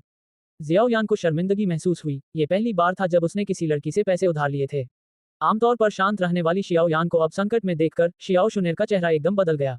मुंह ढककर और प्यारी सी मुस्कान के साथ उसने कहा, मेरे पास 1000 से ज्यादा सोने के सिक्के हैं, क्या ये काफी हैं? अगर नहीं तो। बोलते समय शुनेर की उंगलियां तेजी से पीछे की ओर हिलती हैं और अचानक उसकी उंगलियों के बीच एक बैंगनी सुनहरा कार्ड प्रकट होता है। कार्ड पर 5 अलग अलग रंगों की लहरें बनी हुई हैं। 5 वे पर्पल गोल्ड कार्ड। डो क्यूई मुख्य भूमि में इस प्रकार के स्वर्ण कार्ड का उपयोग करने का सम्मान पाने के लिए आपको कम से कम 2 लिंग, यदि 2 जे प्रथम है तो 2 लिंग चौथा होना चाहिए, जो उनके पद का प्रतिनिधित्व करता है। बेशक कुछ विशेष शक्तियों को भी यह कार्ड प्राप्त करने का विशेषाधिकार प्राप्त है। बस करो, खुशी से सिर हिलाते हुए जियाओयान ने खुद को शुनेर के प्यारे चेहरे को चुटकी लेने से रोकने की पूरी कोशिश की। चिंता मत करो, मैं तुम्हें बाद में चुका दूंगा। जियाओयान ने अपनी छाती थपथपाते हुए वादा किया। आपको मुझे पैसे वापस करने की जरूरत नहीं है। शुनेर मुंह बनाती है और जल्दी से अपना बैंगनी सोने का कार्ड छुपा लेती है। चलो चलें, अब लगभग रात हो चुकी है, कल मैं तुम्हें वुतांग शहर घुमाने ले चलूंगा। शियाओयान ने लड़की की ओर हाथ हिलाया और खुशी खुशी पहाड़ से नीचे उतर गई।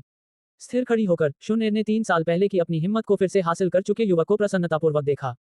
धीरे से मुस्कुराते हुए उसने बुदबुदाया, नालन यानरान, क्या मुझे तुम्हें तुच्छ समझना चाहिए या तुम्हारा आभारी होना चाहिए? सुबह सुबह खिड़की से सूरज की गर्म किरणें ध्यान में बैठे हुए पालथी मारकर बैठे युवक के शरीर पर पड़ रही थीं। वाह, लगभग पूरी रात ध्यान करने के बाद जियाओयान ने गहरी सांस ली। एक पारदर्शी सफेद हवा का प्रवाह जो नंगी आंखों से दिखाई दे रहा था, उसके मुंह और नाक से होकर उसके शरीर में प्रवेश कर गया और उसके शरीर और हड्डियों को पोषण प्रदान किया। जैसे ही उसने अचानक अपनी आंखें खोली, उसकी आंखों से सफेद रोशनी निकली। जियाओयान ने अंगड़ाई ली और जोश से कहा, यही वो एहसास है, 3 साल बाद ऊर्जा का एहसास वापस आ गया है। वह धीरे से बिस्तर से उठता है, थोड़ा व्यायाम करता है, फिर कपड़े बदलने लगता है। कमरे के बाहर से जुनेर की धीमी आवाज अंदर आती है, शाओयान, अभी भी सो रहे हो? वह इतनी जल्दी यहाँ आ गई? सिर हिलाते हुए शियाओयान मुड़ा और फिर अपनी दराजें खोजने लगा। आखिरकार अनिच्छा से उसने एक छोटा सा डिब्बा निकाला और उसे सावधानी से खोला। डिब्बे के अंदर चांदी की चमक देखकर उसकी आंखें तन गईं। और यही मेरी सारी बचत है। अपने पैसों का बक्सा पकड़े हुए जियाओयान ने सिर हिलाते हुए कड़वी मुस्कान दी। शियाओयान ने अपने कमरे से बाहर निकलते हुए धीरे से मुस्कुराया और अपने दरवाजे के सामने खड़ी उस आकर्षक लड़की को देखा। शुनेर ने हल्के हरे रंग की पोशाक पहनी थी जिससे वह और भी अधिक स्वाभाविक रूप से सुंदर लग रही थी। उसने एक तंग पैंट भी पहनी थी जो उसकी पतली जांघों और लंबी टांगों पर फिट बैठ रही थी, जिससे उसके सुडौल शरीर की बनावट और भी आकर्षक लग रही थी। लंबी टांगों वाली शुनेर की तुलना धरती की युवतियों से की जा सकती है, जो युवावस्था की जीवंतता और मोहकता से भरपूर हैं।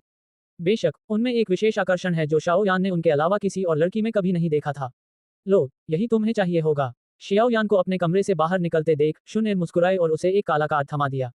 यह एक साधारण कार्ड है, इसमें अधिकतम 5000 सोने के सिक्के ही रखे जा सकते हैं। ब्लैक कार्ड मिलने पर जियाओ यान चिढ़ाते हुए कहती है, छोटी बच्ची, तुमने इतने आकर्षक कपड़े क्यों पहने हैं? क्या तुम किसी और के साथ डेट पर जा रही हो? हाँ, 3 साल में ये पहली बार है जब शाओ यांगेगे ने मुझे बाहर बुलाया है। शूनेर बहुत खुश है, इसलिए जाहिर है मुझे थोड़ा सजना संवरना पड़ेगा। शाओ यान की अंतरंग शरारत भरी बातों से शूनेर की आंखें हल्की अर्धचंद्राकार हो गईं और वह नजाकत भरी मुस्कान के साथ मुस्कुराए। अनिच्छा से सिर हिलाते हुए शियाओ यान ने खुशी से मुस्कुराते हुए जवाब दिया। वे शहर की ओर चलते हुए बातें करने लगे। लगभग आधे रास्ते में कुछ कबीले के लोग उनकी स्नेहपूर्ण बातचीत को अजीब से चेहरे से देखते हुए उनसे मिले। शूनेर, चाहे सुंदरता हो या प्रतिभा, कुल की युवा पीढ़ी की सबसे प्रतिभाशाली सदस्य है। वह आमतौर पर सबके साथ दोस्ताना व्यवहार करती है, लेकिन उसकी हल्की मुस्कान के पीछे एक तरह की बेपरवाही छिपी होती है। उससे अभिवादन करना तो आसान है, लेकिन लंबी बातचीत शुरू करना बेहद मुश्किल होगा। अन्य कबीले वालों की निगाहों को नजरअंदाज करते हुए जियान यान जल्दी से शूनेर को कबीले से बाहर ले जाता है, फिर धीरे धीरे गाड़ी रोककर सड़क के किनारे बने स्टॉल पर इत्मीनान से नजर डालता है। वुतांग शहर जियामा साम्राज्य के बड़े शहरों में से एक होने के अपने नाम को सार्थक करता है, और यह यहाँ रहने वाले लोगों की विशाल संख्या से स्पष्ट होता है। चिलचिलाती धूप के बावजूद सड़कों पर हजारों बल्कि लाखों लोग मौजूद थे, जिनमें एक दो विचित्र नस्लों के लोग भी शामिल थे।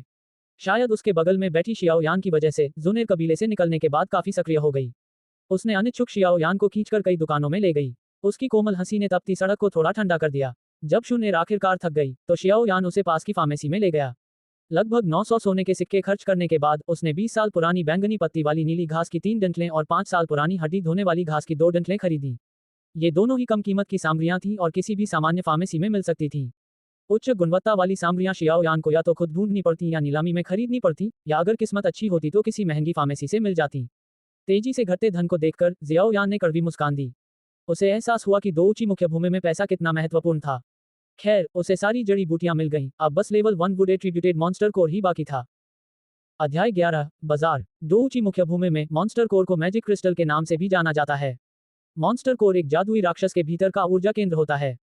मॉन्स्टर कोर अत्यंत हिंसक वैश्विक ऊर्जा से भरा होता है। इस प्रकार की हिंसक वैश्विक ऊर्जा का सामना करते समय एक डोउवांग भी मॉन्स्टर कोर को अवशोषित करने का जोखिम नहीं उठाएगा। हालांकि मॉन्स्टर कोर को सीधे अवशोषित नहीं किया जा सकता, फिर भी यह रसायन शास्त्र में एक प्रमुख घटक है। रसायन शास्त्री द्वारा परिष्कृत मॉन्स्टर कोर को कुछ जड़ी बूटियों के साथ मिलाकर आकर्षक और महंगी गोलियां बनाई जा सकती हैं जो व्यक्ति की शक्ति को बढ़ा सकती हैं। इसके अलावा मॉन्स्टर कोर को हथियारों पर लगाया जा सकता है।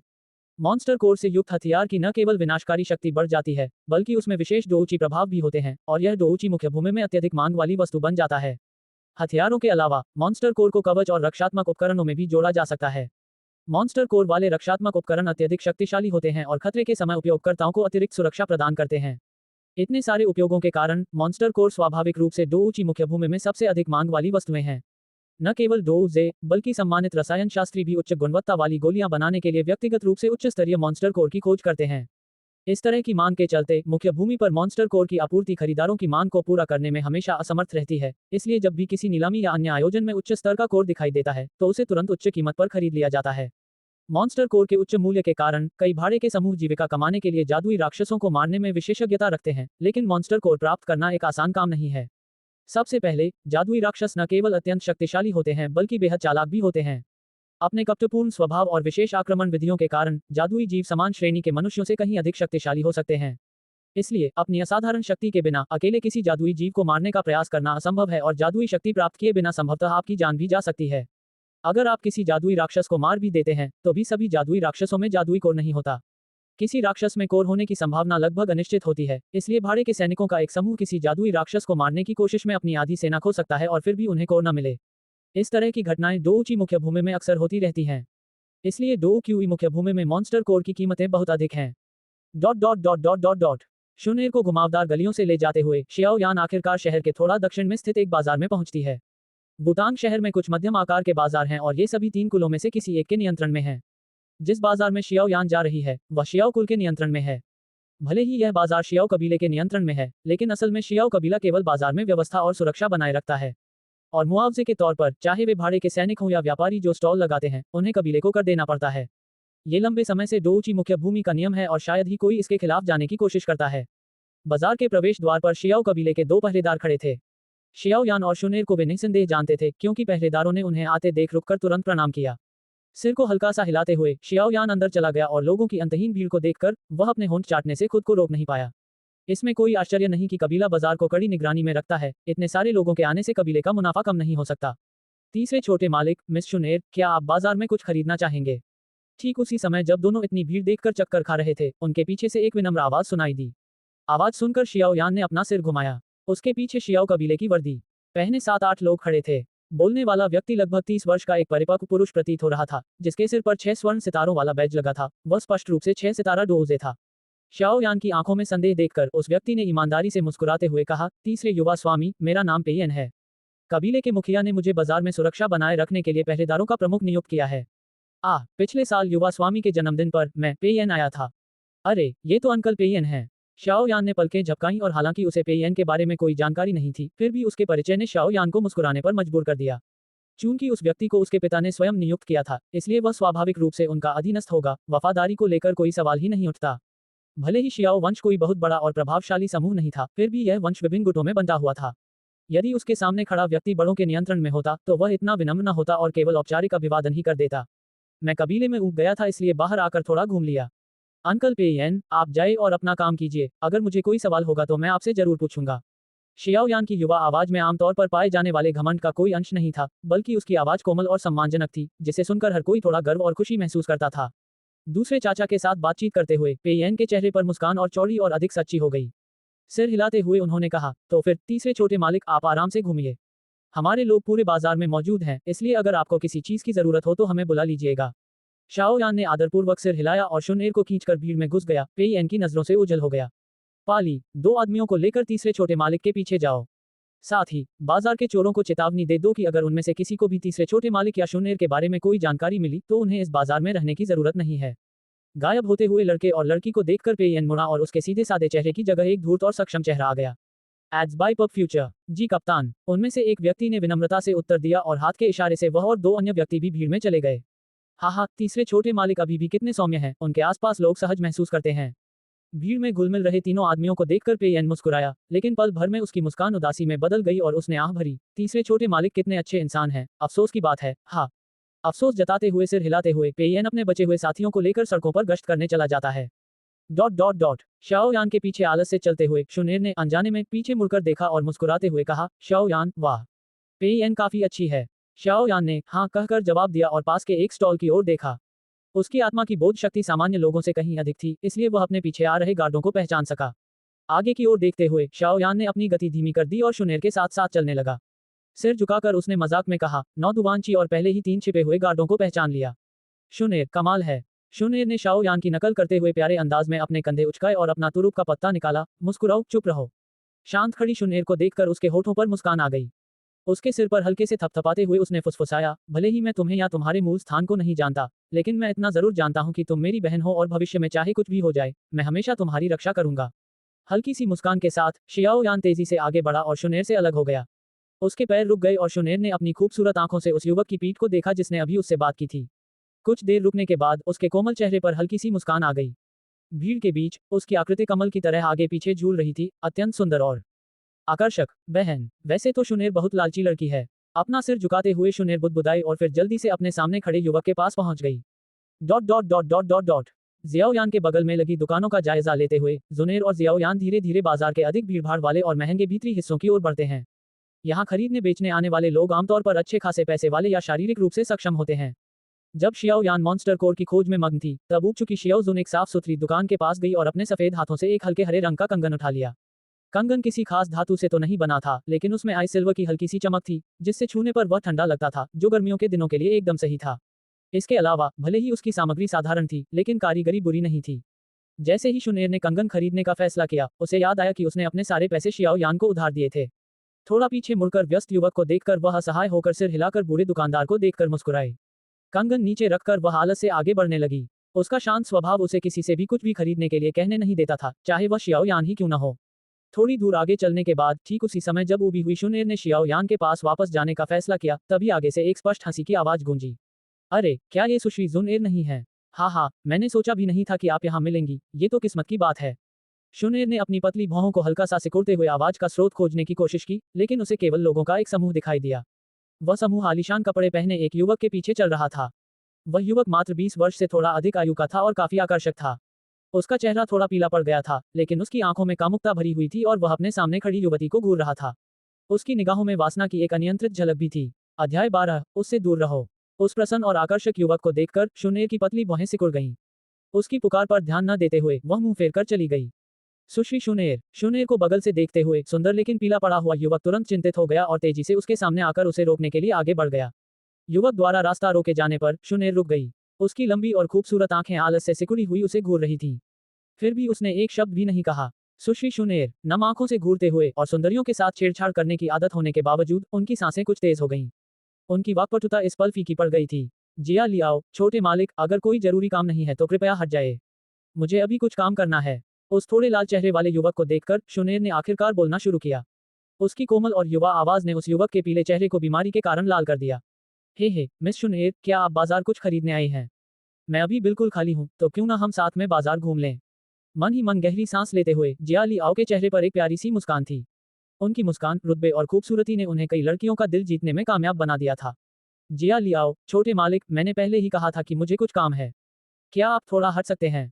शूनेर के छोटे होंठ ऊपर की ओर मुड़े और उसकी आवाज में जरा भी झुंझलाहट नहीं थी। शूनेर द्वारा ठुकराए जाने पर जिया लियाओ के होंठों के किनारे थोड़े से कुड़े, लेकिन उसने अपनी मुस्कान बनाए रखी और जेब से एक कंगन निकाला। कंगन हल्के नीले सुनहरे रंग का था और नीले सोने से बना था। कंगन से एक चिकना हरा गेंद जैसा राक्षसी कोर लटका हुआ था। राक्षसी कोर से एक हल्की हरी रोशनी निकल रही थी जो कंगन पर बिखर रही थी, जिससे उसे एक खास रंग मिल रहा था। लगता है इस जटिल कंगन की कीमत बहुत ज्यादा होगी। चूंकि मिस शूनेर को कुछ काम है, इसलिए मैं, जिया लियाओ, अब आपको नहीं रोकूंगा। जिया लियाओ ने कंगन को कसकर पकड़ते हुए मुस्कुराते हुए कहा, ये कंगन मैंने अभी बाजार से खरीदा है। हालांकि यह ज्यादा महंगा नहीं है, लेकिन इसमें प्रथम स्तर का लकड़ी गुण वाला मॉन्स्टर कोर है जो डोऊची की रिकवरी में बहुत मदद करता है। चूंकि मिस शूनेर अभी तक डोऊजे नहीं बनी है, इसलिए ये कंगन आपके लिए एकदम सही है। यह मेरी तरफ से एक छोटा सा तोहफा है, इसलिए कृपया मना मत करना। आखिर मैं अपने मातहतों के सामने शर्मिंदा हो जाऊंगा। अंत में जिया लियाओ ने जानबूझकर अपनी आवाज धीमी कर ली और उसके आसपास के मातहत, मानो कोई नाटक कर रहे हों, इशारे पर मुस्कुरा दिए। जिया लियाओ की हरकतों को देखकर शूनेर की भौहें तन गईं। उसे समझ नहीं आ रहा था कि ऐसे व्यक्ति से कैसे निपटा जाए। जब वह मना करने ही वाली थी, तभी उसकी नजर कंगन पर लगे हरे राक्षस कोर पर पड़ी और उसे याद आया कि शियाओ यान लकड़ी के गुण वाले राक्षस कोर को खोजने में व्यस्त थी। उसकी लंबी पलकें हल्की सी झपकी और उसके भावहीन चेहरे पर थोड़ी नरमी आई। शूनेर के शांत चेहरे को देखकर जिया लियाओ का दिल खुशी से भर गया और उसने जल्दी से लकड़ी के गुण वाला कंगन आगे बढ़ाते हुए कहा, सुश्री शूनेर, शिष्टाचार दिखाने की कोई आवश्यकता नहीं है। जियाली वंश और शियाओ वंश दोनों वुतांग शहर के शीर्ष 3 वंशों में आते हैं, इसलिए छोटे मोटे उपहारों का आदान प्रदान आम बात है। मैं कंगन ले लूंगी और उसमें से राक्षस का मूल निकालकर शाओ यांगेगे को दे दूंगी। कंगन की बात करें तो जब वो ध्यान नहीं दे रहे होंगे, मैं उसे फेंक दूंगी। इस शरारती विचार के साथ शूनेर ने बिना किसी झिझक के अपना हाथ बढ़ाया और कंगन लेने ही वाली थी कि अचानक एक हाथ ने उसका हाथ पकड़ लिया और उसे कंगन लेने से रोक दिया। जैसे ही उसका हाथ पकड़ा गया, शूनेर सदमे से रुक गई। फिर उसने अपने शरीर में मौजूद डोची ऊर्जा को सक्रिय करके खुद को बचाने की कोशिश की। लेकिन जैसे ही उसका हाथ पकड़ से छूटने वाला था, एक युवक ने हम्फ की आवाज से उसे मजबूर कर दिया और उसने संघर्ष करना बंद कर दिया। पीछे मुड़कर देखने पर शूनेर को शियाओ यान दिखाई दी। जब उसकी नजर थोड़ी ऊपर उठी, तो उसे एक कठोर युवा चेहरा नजर आया। क्या तुम नहीं जानते कि वह कैसा है? शूनेर पर तेवर चढ़ाते हुए शियाओ यान ने मन ही मन खुद को कोसना शुरू कर दिया। फिर उसने ऊपर देखा और बोला, जिया लियाओ, छोटे मालिक, शूनेर ने आपका सुझाव सहर्ष स्वीकार कर लिया है, लेकिन उपहार के लिए कृपया उसे वापस कर दें। तबाह हुए माहौल को देखकर जिया लियाओ की आंखों में क्रोध की झलक दिखाई दी। लेकिन शूनेर के सामने उन्होंने अपना सभ्य रवैया बनाए रखने की कोशिश की और बनावटी मुस्कान के साथ कहा, शाओ यान, छोटे मालिक, मैंने देखा कि सुश्री शूनेर के पास कोई गहने नहीं थे, इसलिए मैं उनकी थोड़ी मदद करना चाहता था। क्या आप उन्हें कुछ छोटे मोटे गहने नहीं देना चाहेंगे जिससे उनकी सुंदरता और निखर जाए? बेबसी से आह भरते हुए शियाओ यान ने जिया लियाओ के हाथ में लकड़ी के गुण वाले कंगन पर एक नजर डाली और एक और हरा कंगन निकालकर थोड़ी झुंझलाहट के साथ पूछा, क्या तुम्हें सच में कंगन पसंद है? ये लो, दूसरों की चीजें बेवजह मत लो। मैंने तुम्हें पहले भी बताया है कि मुफ्त में कुछ नहीं मिलता। जो लोग मुफ्त में चीजें देते हैं, उनके पीछे हमेशा कोई ना कोई मकसद होता है। तुम्हारी मासूमियत देखकर लगता है कि तुम्हें किसी ने धोखा दिया है और तुम्हें पता भी नहीं चला। शाओ यान के शब्दों को सुनकर, जो स्पष्ट रूप से उसी के लिए थे, जिया लियाओ का चेहरा ठंडा पड़ गया। लेकिन जब उसने शाओ यान के हाथ में कंगन देखा, तो वह हंसे बिना नहीं रह सका। शाओ यान के हाथों में जो कंगन था, भौतिक दृष्टि से उसकी कीमत 5 सोने के सिक्कों से ज्यादा नहीं हो सकती थी। वहीं उसके लकड़ी के गुण वाले कंगन की कीमत, जिसमें असली राक्षस का कोर लगा था, 1000 से भी ज्यादा सोने के सिक्के थी। कीमत हो या उपयोगिता, दोनों ही नजरिए से देखें तो दोनों कंगनों में जबरदस्त अंतर था और शाओ यान का कंगन लकड़ी के गुण वाले कंगन के सामने कहीं नहीं ठहरता था। इसलिए जब जिया लियाओ ने शाओ यान को इतना घटिया कंगन खूबसूरत शूनेर को देते देखा, तो वह शाओ यान की आलोचना किए बिना नहीं रह सका। शाओ यान, मुझे पता है कि तुम्हारे कुल में तुम्हारा कोई ऊंचा पद नहीं है, लेकिन तुम शूनेर को इतनी घटिया चीज क्यों दे रहे हो? जिया लियाओ के ताने को अनसुना करते हुए शियाओ यान ने उस युवती की ओर देखा जो उसके हाथ में मौजूद कंगन को घूर रही थी और जल्दी से पूछा, क्या तुम इसे लेना चाहती हो या नहीं? अगर नहीं तो मैं इसे फेंक दूंगी, ये तो सिर्फ 2-3 सोने के सिक्के ही तो थे। हाँ, शियाओ यान की ये बात सुनकर न सिर्फ जिया लियाओ हंसने लगा, बल्कि उसके माथा भी शियाओ यान पर उपहास भरे लहजे में हंसने लगे। लेकिन हंसी का ठहाका ज्यादा देर तक नहीं चला और अचानक रुक गया, मानो किसी ने उनकी गर्दन काट दी हो। सबके चेहरे पर हंसी से सन्नाटा छा गया। शुनेर, जो पहले स्तब्ध थी, ने शियाओ यान की बातों पर तुरंत प्रतिक्रिया दी। उसके दोनों हाथ लगभग सहज रूप से आगे बढ़े और उसने शियाओ यान के हाथ से कंगन छीन लिया। कंगन मिलने के बाद शुनेर को अपनी गलती का एहसास हुआ, शायद उसने कुछ ज्यादा ही जल्दबाजी कर दी थी। उसके कोमल चेहरे पर हल्की लालिमा छा गई, लेकिन शुनेर अन्य लोगों जैसी नहीं थी और थोड़ी सी झिझक के बाद उसने शालीनता से कंगन को अपनी सफेद कलाई में पहन लिया। सिर उठाकर और शर्माते हुए मुस्कुराते हुए उसने कहा, धन्यवाद शाओ यान गेगे। जिया लियाओ ने गुस्से से भरे चेहरे के साथ शुनेर को घूरा, जो शाओ यान के साथ काफी अंतरंग थी। उसके चेहरे पर ईर्ष्या साफ झलक रही थी और उसने कहा, हे मुझे पता नहीं था कि मिस शुनेर की पसंद इतनी अनोखी है। लगता है मुझसे गलती हो गई। शियाओ यान ने अपने सामने खड़े जिया लियाओ पर एक नजर डाली और उसकी नजर उसकी छाती पर लगे सुनहरे सितारे पर टिक गई। उसने अजीब तरह से सोचा, जब मैंने उसे पिछले साल देखा था तब उसका दुवांची स्तर केवल 9 था, है ना? किसने सोचा होगा कि वह अपने दुवांची चक्रवात को संपीड़ित करने में सफल होगा। लेकिन 21 साल की उम्र में दुवानजे बनना, उसकी प्रतिभा तो बस मामूली है। जिया लियाओ के जाने का कोई इरादा न देखकर शियाओ यान ने अपने होंठ सिकोड़ लिए। जिया लियाओ की ताकत और रुतबे से उसे कोई फर्क नहीं पड़ता था, और चूंकि शियाओ कबीले और जियाली कबीले के बीच वैसे भी अच्छे संबंध नहीं थे, इसलिए उसे विनम्रता दिखाने की कोई जरूरत नहीं थी। अपनी नाक सहलाते हुए शियाओ यान ने धीरे से कहा, जिया लियाओ, छोटे मालिक, आपकी अयाशी की आदतें पूरे वुतांग शहर में मशहूर हैं। शुनेर अभी छोटी है और आपके अयाशी भरे खेल खेलने का उसके पास समय नहीं है, इसलिए उम्मीद है कि आप भविष्य में दूसरी लड़कियों के पीछे पड़ सकते हैं। उसके पास से दूर रहना। जिया लियाओ से बात करने के बाद शियाओ यान ने हरे चेहरे वाले जिया लियाओ को नजरअंदाज कर दिया और अपनी उम्र का फायदा उठाते हुए घमंड से शुनेर से बात की। ठीक है। शुनेर की फुर्तीली आंखों ने पलकें झपकाईं और बिना किसी झिझक के सिर हिलाया। उसके लिए जिया लियाओ महज एक अजनबी था जिसे उसने कुछ ही बार देखा था, जबकि शियाओ यान उसके लिए अपूरणीय थी। चूंकि शियाओ यान ने उसे जिया लियाओ से दूर रहने के लिए कहा था, इसलिए वह उससे दूर ही रहेगी। शुनेर के लिए ये चुनाव कठिन नहीं था। अध्याय 13, काला धातु का टुकड़ा। शुनेर को शियाओ यान की बातों पर सिर हिलाते देख जिया लियाओ के होंठ फड़कने लगे।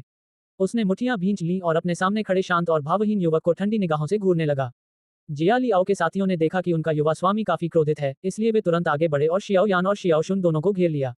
उनकी निगाहों से उनके बुरे इरादे स्पष्ट हो रहे थे। बाजार के अंदरूनी हिस्से में होने के बावजूद वहां काफी लोग मौजूद थे और उन्होंने सवालिया निगाहों से घिरे हुए समूह की ओर देखा। शियाओ यान और जिया लियाओ की वुतांग शहर में काफी बदनामी थी, शियाओ यान अपनी प्रतिभा से अपाहिज होने की वजह से और जिया लियाओ अन्य महिलाओं के साथ अपने अनैतिक संबंधों के लिए। बदनामी के बावजूद वे शहर में काफी जाने माने थे। जिया लियाओ के समूह की गतिविधियों को देखकर शाओ यान की भौहें तन गईं और उसके युवा चेहरे पर आत्मविश्वास की झलक दिखाई दी। उसने हल्के से अपना सिर घुमाकर बाजार के एक स्थान की ओर सीटी बजाई। शाओ यान की हरकत देखकर सभी ने उस दिशा में अपना सिर घुमाया जिधर शाओ यान ने सीटी बजाई थी और देखा कि पेयन के नेतृत्व में बाजार के गार्ड गुस्से में उसोर आ रहे थे। अपने साथी गार्डों के साथ पेयन शियाओ यान की ओर दौड़ा और जल्दी ही बाजार के गार्डों ने जिया लियाओ के उन साथियों को घेर लिया जो शियाओ यान और शियाओ जुन को घेरे हुए थे। तीसरे छोटे मालिक, क्या कोई समस्या है? शियाओ यान के पास जाते हुए पेयन ने जिया लियाओ पर एक नजर डाली और फिर आदरपूर्वक शियाओ यान से पूछा। शाओ यान ने हल्की सी मुस्कान बिखेरी और हरे चेहरे वाले जिया लियाओ की ओर मुड़ी। उसने बेपरवाही से कहा, जिया लियाओ, युवा स्वामी, ये बाजार शाओ कबीले के नियंत्रण में है, क्या आप वाकई यहाँ लड़ना चाहते हैं? जिया लियाओ की आंखों में पेयन के लिए डर झलक रहा था, लेकिन उसने तुरंत शियाओ यान पर व्यंग्य करते हुए कहा, क्या तुम सिर्फ अपने कुल पर भरोसा करना जानते हो? अगर तुम मर्द हो, तुम कहना चाह रहे हो कि अगर मैं मर्द होता तो तुमसे आमने सामने लड़ता, है ना? जियाओ यान ने हाथ हिलाकर जिया लियाओ की बात काट दी। जिया लियाओ ने फिर से व्यंग्य किया और चुनौती भरे लहजे में कहा, हाँ, क्या तुम डर रहे हो? जिया लियाओ के घमंडी चेहरे को देखकर शियाओ यान ने लाचारी से आह भरी और अपना हाथ माथे पर रखा। कुछ क्षण बाद उसने सिर उठाया और कंधे उचकाते हुए मासूमियत और भोलेपन से पूछा, जिया लियाओ, छोटे मालिक, मैं आपसे पूछना चाहता हूँ, आपकी उम्र कितनी है?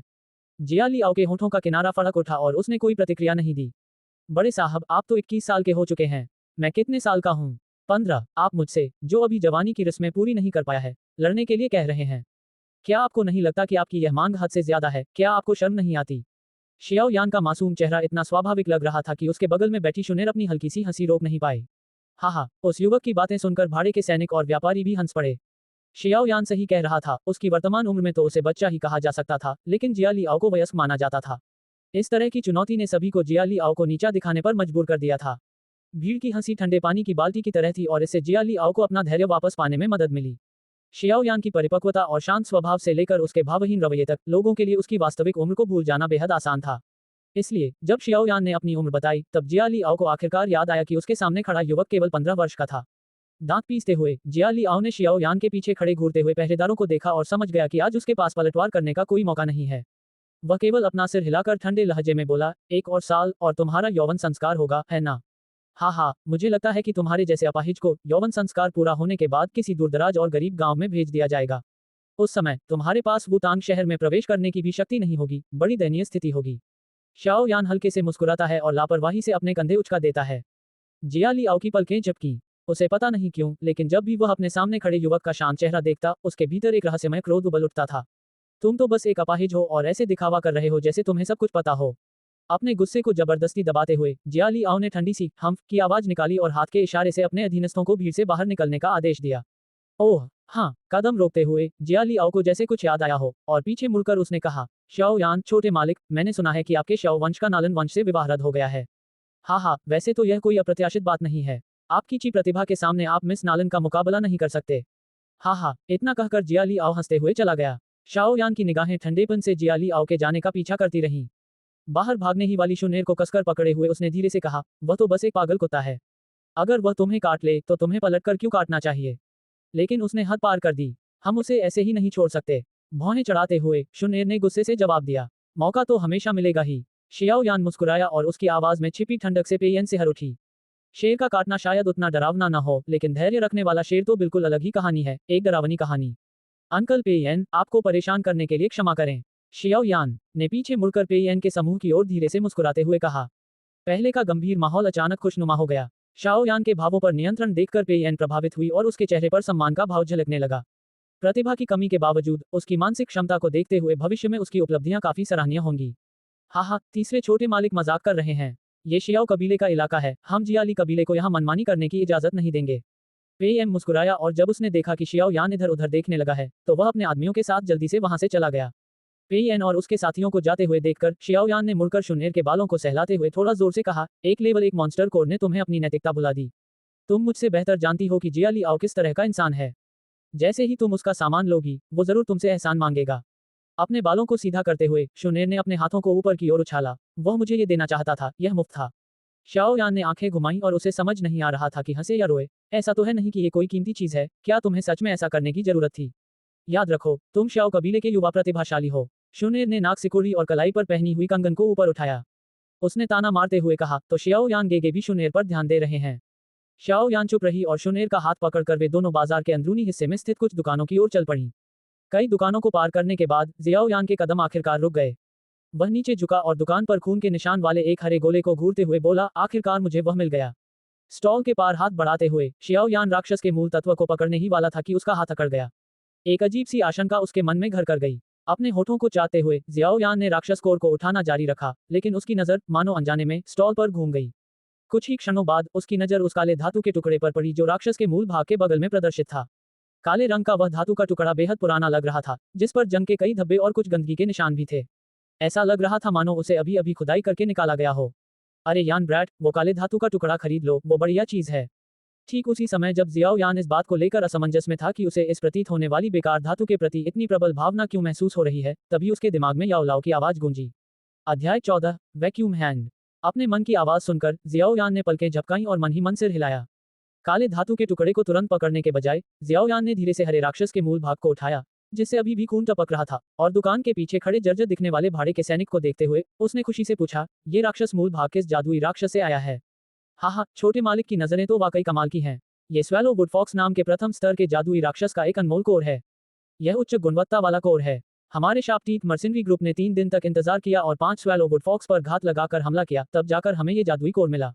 शियाओ यान के शानदार पहनावे को देखकर भाड़े के सैनिक ने तुरंत अपने सामान का प्रचार किया। अगर यह वस्तु युवा मालिक को पसंद आई तो मुझे लगता है कि 500 सोने के सिक्के एक अच्छा मूल्य होगा। हाँ हाँ, इस मूल तत्व को प्राप्त करने के दौरान हमारे कई भाई बुरी तरह घायल हो गए। जियाओ यान ने धीरे से मैजिक कोर पर बचा हुआ खून पोंछा और देखा कि वह अभी पूरी तरह जमा नहीं है। उसने हल्के से सिर हिलाया और भाड़े के सैनिक की छाती पर बने 2 सुनहरे सितारों की ओर देखते हुए कहा, बहुत महंगा है। आमतौर पर पहले स्तर के मैजिक कोर की कीमत केवल 400 से 450 सोने के सिक्कों के बीच होती है, और भले ही स्वेलो वुडफॉक्स एक जादुई जानवर है, उसकी आक्रमण शक्ति इतनी अधिक नहीं है। क्या तुम्हारे माथा 2 उजे नहीं है? उसके होठों का कोना थोड़ा सा हिल गया और भाड़े के सैनिक ने रूखी हंसी हंस दी। उसे उम्मीद नहीं थी कि उसके सामने खड़ा युवक जादुई कोर बाजार के बारे में इतना जानकार होगा, और उसने जवाब दिया, तो 470 सोने के सिक्के, न कम न ज्यादा, हमें इसी से गुजारा करना है। हाँ, भाड़े के सैनिक की चिंतित निगाहों के नीचे आह भरते हुए शियाओयान नीचे झुका और स्टॉल से बेतरतीब ढंग से कई चीजें उठा ली, जिनमें वह रहस्यमय धातु का टुकड़ा भी शामिल था। फिर उसने कहा, इन सब के लिए 470 सोने के सिक्के। शाओयान के हाथों में मौजूद सामान को देखकर भाड़े के सैनिक ने राहत की सांस ली, क्योंकि शाओयान के हाथों में मौजूद कोई भी वस्तु महंगी नहीं थी। ठीक है, खुशी खुशी कुछ सोने के सिक्के निकालते हुए शियाओयान ने एक पल भी बर्बाद नहीं किया और तुरंत वहां से चली गई। हाँ, बदमाश, सामान खरीदने जैसे मामूली काम में भी इतना सावधान। दुकान से निकलते समय शियाओयान के दिमाग में बड़े की ताना मारने वाली आवाज गूंज उठी। वे सब बदमाश हैं, अगर आप उनके सामान में दिलचस्पी दिखाएंगे तो वे तुरंत कीमत बढ़ा देंगे। मैं ऐसी बेवकूफ़ी भरी चीज के लिए पैसे गंवाना नहीं चाहता। जवाब देने के बाद जियाओयान ने अपने घेरे में बैठे बड़े बुजुर्ग पर ध्यान देना बंद कर दिया और आराम से बाजार से निकलकर जुनेर के साथ कबीले में लौट गया। शुनेर से विदा लेने के बाद शियाओयान बेसब्री से अपने कमरे में वापस भागा और सावधानीपूर्वक दरवाजा बंद कर लिया। सिर घुमाकर उस बुजुर्ग को देखकर, जो न जाने कब से अंगूठी छोड़कर चला गया था, शियाओयान ने हाल ही में खरीदी गई जड़ी बूटियां और जादुई सारिका निकाली। उसने जल्दी से पूछा, सभी आवश्यक सामग्रियां यहाँ हैं, हमें क्या करना है? बुजुर्ग व्यक्ति ने खुशी से हंसते हुए मेज पर रखी सामग्रियों पर नजर डाली और फिर अचानक पूछा, क्या आप यह नहीं जानना चाहते कि वह काला धातु का टुकड़ा क्या है? अरे, शियाओयान थोड़ी देर रुका, फिर उसे समझ आया कि बड़े बुजुर्ग उसकी अनजाने में हुई खरीदारी की बात कर रहे थे। उसने झट से काले धातु के टुकड़े को बाहर निकाला और ऊपर से नीचे तक उसकी जांच की। लेकिन जांच करने के बाद उसकी भौहें तन गईं और उसने पूछा, यह क्या काम करता है? याओ लाओ ने काले धातु के टुकड़े को उठाया और हंसते हुए कहा, ऐसा लगता है कि इसके अंदर कोई दो तकनीक छिपी हुई है। और इस धातु के टुकड़े का निर्माता शायद एक कीमियागर भी था, क्योंकि केवल वही लोग इस धातु के टुकड़े के भीतर की शक्ति को महसूस कर सकते हैं जिनकी आत्मा की अनुभूति प्रबल होती है। द तकनीक। शियाओयान की आंखें चमक उठीं और उसने जल्दी से पूछा, ये किस स्तर की है? दोची की मुख्य भूमि में दो तकनीकों का महत्व ची विधियों से कम नहीं है। एक सशक्त दो तकनीक किसी व्यक्ति को उसकी क्षमता से कहीं अधिक उच्च स्तर पर प्रदर्शन करने में सक्षम बनाती है। उदाहरण के लिए, एक दो जे दोषी से लड़ सकता है, भले ही उसकी दोची कमजोर हो। दो तकनीक और ची विधियां दोनों को घटती शक्ति के 4 स्तरों में विभाजित किया गया है, तियान, डी, जुबान और हुआंग। सामान्यतः आसानी से उपलब्ध दो तकनीकें उच्च हुआंग स्तर की होती हैं, और इससे भी उच्च स्तर की दो तकनीकों के लिए किसी बड़े कबीले या गुट में जाना पड़ता है। बेशक, डोऊची का मुख्य भूभाग विशाल है और कुछ विशेष परिस्थितियां ऐसी होती हैं जिनमें शीर्ष दो तकनीकें खो जाती हैं और फिर किसी भाग्यशाली व्यक्ति द्वारा पाई जाती हैं। शियाओयान के पास अभी जो काली धातु का टुकड़ा है, वह संभवतः किसी प्राचीन व्यक्ति की खोई हुई कृति है। याओ लाओ ने धातु की प्लेट को घुमाया और मुस्कुराते हुए कहा, वैक्यूम हैंड, निम्न जुबान स्तर। निम्न जुबान स्तर। जियाओयान का चेहरा खुशी से खिल उठा, उसे उम्मीद नहीं थी कि उसके द्वारा खरीदी गई बेकार वस्तु में जुबान स्तर की दो तकनीक होगी। उसके अपने कबीले, जियाओ कबीले में उच्चतम दो तकनीक केवल मध्य जुबान स्तर की थी और इसे केवल कबीले के मुखिया और कुछ बुजुर्ग ही सीख सकते थे। वैक्यूम हैंड, अगर इसे पूरी तरह से प्रशिक्षित किया जाए तो ये हजारों पाउंड के पत्थरों को भी खींच सकता है। दुश्मनों के खिलाफ यह उनके शरीर से जबरदस्ती खून चूस सकता है। किसी शरीर से जबरदस्ती खून चूसना। हैरानी से भरे चेहरे के साथ जियाओयान ने सूखी हुई सांस ली और कहा, ये तो कमाल है। एक बार शरीर से खून निकल जाए तो वो मर जाएगा, है ना? अभी खुश मत हो, ये तभी काम करेगा जब तुम्हारा स्तर तुम्हारे प्रतिद्वंदी से ऊंचा हो। अगर तुम्हारा सामना किसी ऐसे व्यक्ति से हो जो तुमसे ज्यादा शक्तिशाली हो, तो वो तुम्हारे करीब आने का मौका पा सकता है और बदकिस्मती तुम्हारी होगी। याओ लाओ ने लापरवाही से धातु की प्लेट एक तरफ फेंक दी, ऐसा लगता है कि उसे दो तकनीक पर ज्यादा भरोसा नहीं है। याओ लाओ उच्च पदस्थ थे और स्वाभाविक रूप से उनके उच्च मानदंड थे, लेकिन शियाओ यान के लिए यह एक उच्च स्तरीय दो तकनीक थी। उसने तुरंत खुशी से इसे उठा लिया और हंसते हुए कहा, इसके बावजूद ये कुल की दो तकनीकों से बेहतर है। मैं अब से इसे सीखूंगा। हाँ, तुम्हारे तीसरे दुवानची के साथ अगर तुम अपने वैक्यूम हैंड से पेड़ की शाखा खींच सको और किसी का खून चूस सको तो कमाल हो जाएगा। सिर हिलाते हुए याओ लाओ ने शाओ यान की जमकर आलोचना की। आंखें घुमाते हुए शियाओ यान ने याओ लाओ को नजरअंदाज कर दिया और धातु के टुकड़े को गले लगाते हुए मुस्कुराया। खुद को देखो, लो जुबान दो तकनीक होने से तुम इतने खुश हो जाते हो। मुझे शर्मिंदा कर रहे हो। बेबसी से सिर हिलाते हुए याओ लाओ ने मेज पर रखे मॉन्स्टर कोर को उठाया और शियाओ यान को आदेश दिया, जाओ और एक बड़ा कटोरा पानी ले आओ। याओ लाओ को गोली बनाने की प्रक्रिया शुरू करते देख शियाओ यान ने जल्दी से काले धातु के टुकड़े को एक तरफ रख दिया और खुशी खुशी तैयारी करने चली गई। Dot dot dot dot dot dot. शांत कमरे में याओ लाओ ने अपने बाएं हाथ से बैंगनी ब्लूग्रास उठाए। कुछ ही क्षणों बाद उसने एक गहरी सांस छोड़ी और उसके हाथ में एक सफेद लौ प्रकट हुई। जब आग दिखाई दी तो कमरे के अंदर का तापमान तेजी से बढ़ गया। बिना पलक झपकाए जियाओ यान सफेद आग के गोले को घूरता रहा। हालांकि वह रसायन शास्त्रियों द्वारा गोलियों को परिष्कृत करने की प्रक्रिया से परिचित नहीं था, लेकिन डोऊची को साकार करना उसके पिता के लिए भी असंभव कार्य था। शांत चेहरे के साथ याओ लाओ के हाथों में जलती हुई सफेद आग फैल गई और बैंगनी घास को निगल गई। लपटों के भीतर बैंगनी घास पल भर में एक हरे रंग के तरल गोले में बदल गई। याओ लाओ ने अपने दाहिने हाथ से बैंगनी ब्लूग्रास की एक और डंडी उठाई और उसे सफेद आग में फेंक दिया। बैंगनी ब्लूग्रास की तीनों डंडियों को आग में डालने के बाद हरे रंग के तरल का गोला स्पष्ट रूप से बड़ा हो गया। आग की गर्मी में हरा तरल धीरे धीरे सिकुड़ने लगा। उच्च तापमान ने हरे तरल में मौजूद अशुद्धियों को लगातार जलाकर राख कर दिया। लौ की गर्मी से हरे रंग का तरल पदार्थ आकार में धीरे धीरे कम होता गया। कुछ ही सेकंडों में ये लगभग अंगूठे के आकार का रह गया। इसके बाद याओ लाओ ने अस्थि धोने वाले फूलों की दोनों डंडियों को आग में फेंक दिया और उनके जलने के बाद बचा हुआ तरल मूल हरे तरल के साथ मिल गया। उसके बाद मॉन्स्टर कोर को परिष्कृत करने का काम शुरू हुआ। तीसरे चरण में पूरा 1 घंटा लग गया, लेकिन याओ लाओ अभी भी ऊर्जा से भरपूर लग रहे थे और उनमें थकान का कोई संकेत नहीं था। पूरे 1 घंटे के बाद उस कठोर राक्षस का मूल भाग हरे रंग के तरल के गोले में बदल गया था। राक्षस के मूल भाग के भीतर की प्रचंड ऊर्जा याओ लाओ के जादुई सूत्र से शांत हो गई थी। उसके हाथ पर सफेद लौ धीरे धीरे गायब हो गई। याओ लाओ के हाथ के ऊपर तैरती हरी गेंद को देखकर शियाओ याओ ने अपने हाथों को आपस में रगड़ा। अपनी उत्कृष्ट आत्मबोध शक्ति से वह ऊर्जा गेंद के भीतर मौजूद प्रचुर ऊर्जा को स्पष्ट रूप से महसूस कर सकता था। शिक्षक, क्या मैं इसे ऐसे ही खा लूं? शियाओ यान ने अपनी आंखें झपकाते हुए अधीरता से पूछा। अगर मरना ही है तो इसे खा लो। तुम्हारी ऊर्जा के प्रवाह को देखते हुए तुम पल भर में अपाहिज हो जाओगे। शियाओ यान को घूरते हुए याओ लाओ ने गेंद को उछाला और वह सटीक रूप से पानी के कटोरे में जा गिरी। देखते ही देखते साफ पानी का कटोरा गहरे हरे रंग का हो गया। अब से तुम्हें वहीं अभ्यास करना चाहिए। तुम्हारी प्रतिभा को देखते हुए और अगर कोई अप्रत्याशित घटना न हो तो तुम 1 साल के भीतर 7 दुवांची तक पहुंच जाओगे। याओ लाओ ने अपने हाथों से धूल झाड़ते हुए शाओ यान की ओर हल्के से मुस्कुराया। स्पष्ट खुशी के साथ शियाओ यान ने जल्दी से अपना सिर हिलाया। ओह, मैं लगभग भूल ही गया था। ये दवा सिर्फ 2 महीने चलेगी। इसका मतलब है कि आपको हर 2 महीने में वही सामान दोबारा खरीदना होगा जो आपने आज खरीदा है। याओ लाओ ने शरारती मुस्कान के साथ कहा। शाओ यान के चेहरे से खुशी गायब हो गई और उसने अनिच्छा से सिर हिलाया। धिक्कार है, ये सब चीजें तो सिर्फ अमीर लोग ही खरीद सकते हैं। अध्याय 15 प्रशिक्षण। खिड़की से छनकर आती गर्म धूप साफ सुथरे कमरे में धीरे धीरे फैल रही थी। कमरे के अंदर एक नग्न शरीर वाला युवक लकड़ी के कटोरे में पालथी मारकर बैठा था। उसके दोनों हाथ एक अजीब प्रतीक में गुथे हुए थे। उसकी दोनों आंखें कसकर बंद थीं और उसकी सांसें शांत लेकिन शक्तिशाली थीं। उसके नीचे रखे लकड़ी के कटोरे में एक रहस्यमय हरा तरल पदार्थ अजीब तरह से चमक रहा था। जैसे जैसे वह अधिक समय तक अभ्यास करता रहा, कटोरे के अंदर का हरा तरल धीरे धीरे वाष्पित होने लगा, जिससे हवा की एक हल्की हरी धारा निकलने लगी। ये धारा धीरे धीरे ऊपर उठी और सांस लेने के साथ ही युवक की नाक में घुस गई। जैसे ही वह धारा उसके शरीर के भीतर प्रवेश कर गई, युवक का चेहरा सफेद जैद की तरह चमकदार और चिकना हो गया। जैसे कि उसे अपने शरीर के भीतर लगातार बढ़ती हुई डोऊची का एहसास हो रहा हो, युवक के चेहरे पर हल्की सी मुस्कान आ गई। अपनी सफलता सुनिश्चित करने के बाद भी वह युवक नहीं रुका। उसने अपनी आंखें कसकर बंद रखीं और हाथ उसी स्थिति में रखे। वह जरा भी नहीं हिला और हरे रंग के तरल पदार्थ में समाये ऊर्जा को लालच से सोखते हुए अपनी पूरी क्षमता से काम करता रहा। युवक के शरीर से चिपका हुआ हरा तरल पदार्थ धीरे धीरे उसकी त्वचा में समा गया, जिससे उसकी हड्डियां मजबूत हुईं और उसकी ऊर्जा की धाराएं शुद्ध हो गईं। युवक की बेचैन तल्लीनता के कारण कटोरे से हरे रंग की धाराएं अधिकाधिक ऊपर आने लगीं और धीरे धीरे इतनी घनी हो गईं कि उन्होंने युवक के नग्न शरीर को धुंध की एक परत से ढक लिया। लगातार चल रहे प्रशिक्षण के दौरान खिड़की से आने वाली तेज धूप धीरे धीरे कमजोर पड़ने लगी और कमरा काफी ठंडा हो गया। Dot dot dot dot dot लकड़ी के कटोरे में युवक ने हरी हवा के अंतिम झोंकों को इकट्ठा किया और उसकी पलकें फड़कने लगी, फिर खुलने पर उसकी 2 घोरकाली आंखें दिखाई दी। घोरकाली आंखों के भीतर से एक सफेद चमक गुजरी, लेकिन इस बार उसमें हरे रंग की हल्की सी झलक थी। धीरे से सांस छोड़ते हुए युवक जल्दी से खड़ा हो गया और ठंडी पानी की बूंदों को अपने शरीर से बहने दिया। आलस से अंगड़ाई लेते हुए और अपने शरीर में भरपूर दाउची का अनुभव करते हुए युवक ने बुदबुदाया, इस गति से मैं शायद 2 महीनों में 5वें दाउची तक पहुंच जाऊंगा। सारी तैयारी करने के बाद जियाओ यान पूरे आधे महीने तक अपने कमरे में ही रहा। इस दौरान खाने पीने और शारीरिक जरूरतों को पूरा करने के अलावा वह लगातार अपनी ऊर्जा ची का अभ्यास करता रहा। हालांकि प्रशिक्षण बेहद उबाऊ और थकाऊ था, लेकिन यह उन ताने और उपहासों के मुकाबले कुछ भी नहीं था जो शियाओ यान ने पिछले 3 वर्षों में सहे थे। 3 साल तक लगातार झेले गए ताने बाने ने उसे यह सिखा दिया था कि इस दुनिया में ताकत कितनी महत्वपूर्ण है। हालांकि दिन थकाऊ ढंग से बीते, लेकिन उनके परिणाम संतोषजनक रहे। याओ लाओ के अमृत से भरे कटोरे का प्रभाव शाओ यान और यहाँ तक कि इसके निर्माता याओ लाओ के अनुमान से कहीं अधिक शक्तिशाली था। याओ लाओ ने भविष्यवाणी की थी कि शाओ यान को 4 दुवांची तक पहुंचने में कम से कम 1 महीना लगेगा, लेकिन शाओ यान ने केवल आधे समय में ही यह प्रभाव प्राप्त कर लिया। ये देखकर याओ लाओ भी शाओ यान के प्रशिक्षण की गति और दक्षता को देखकर आश्चर्यचकित रह गया। हालांकि शाओ यान ने पहले भी ऐसा किया था, लेकिन जिस गति से वह अभी अभ्यास कर रहा था, क्या वह अविश्वसनीय नहीं है?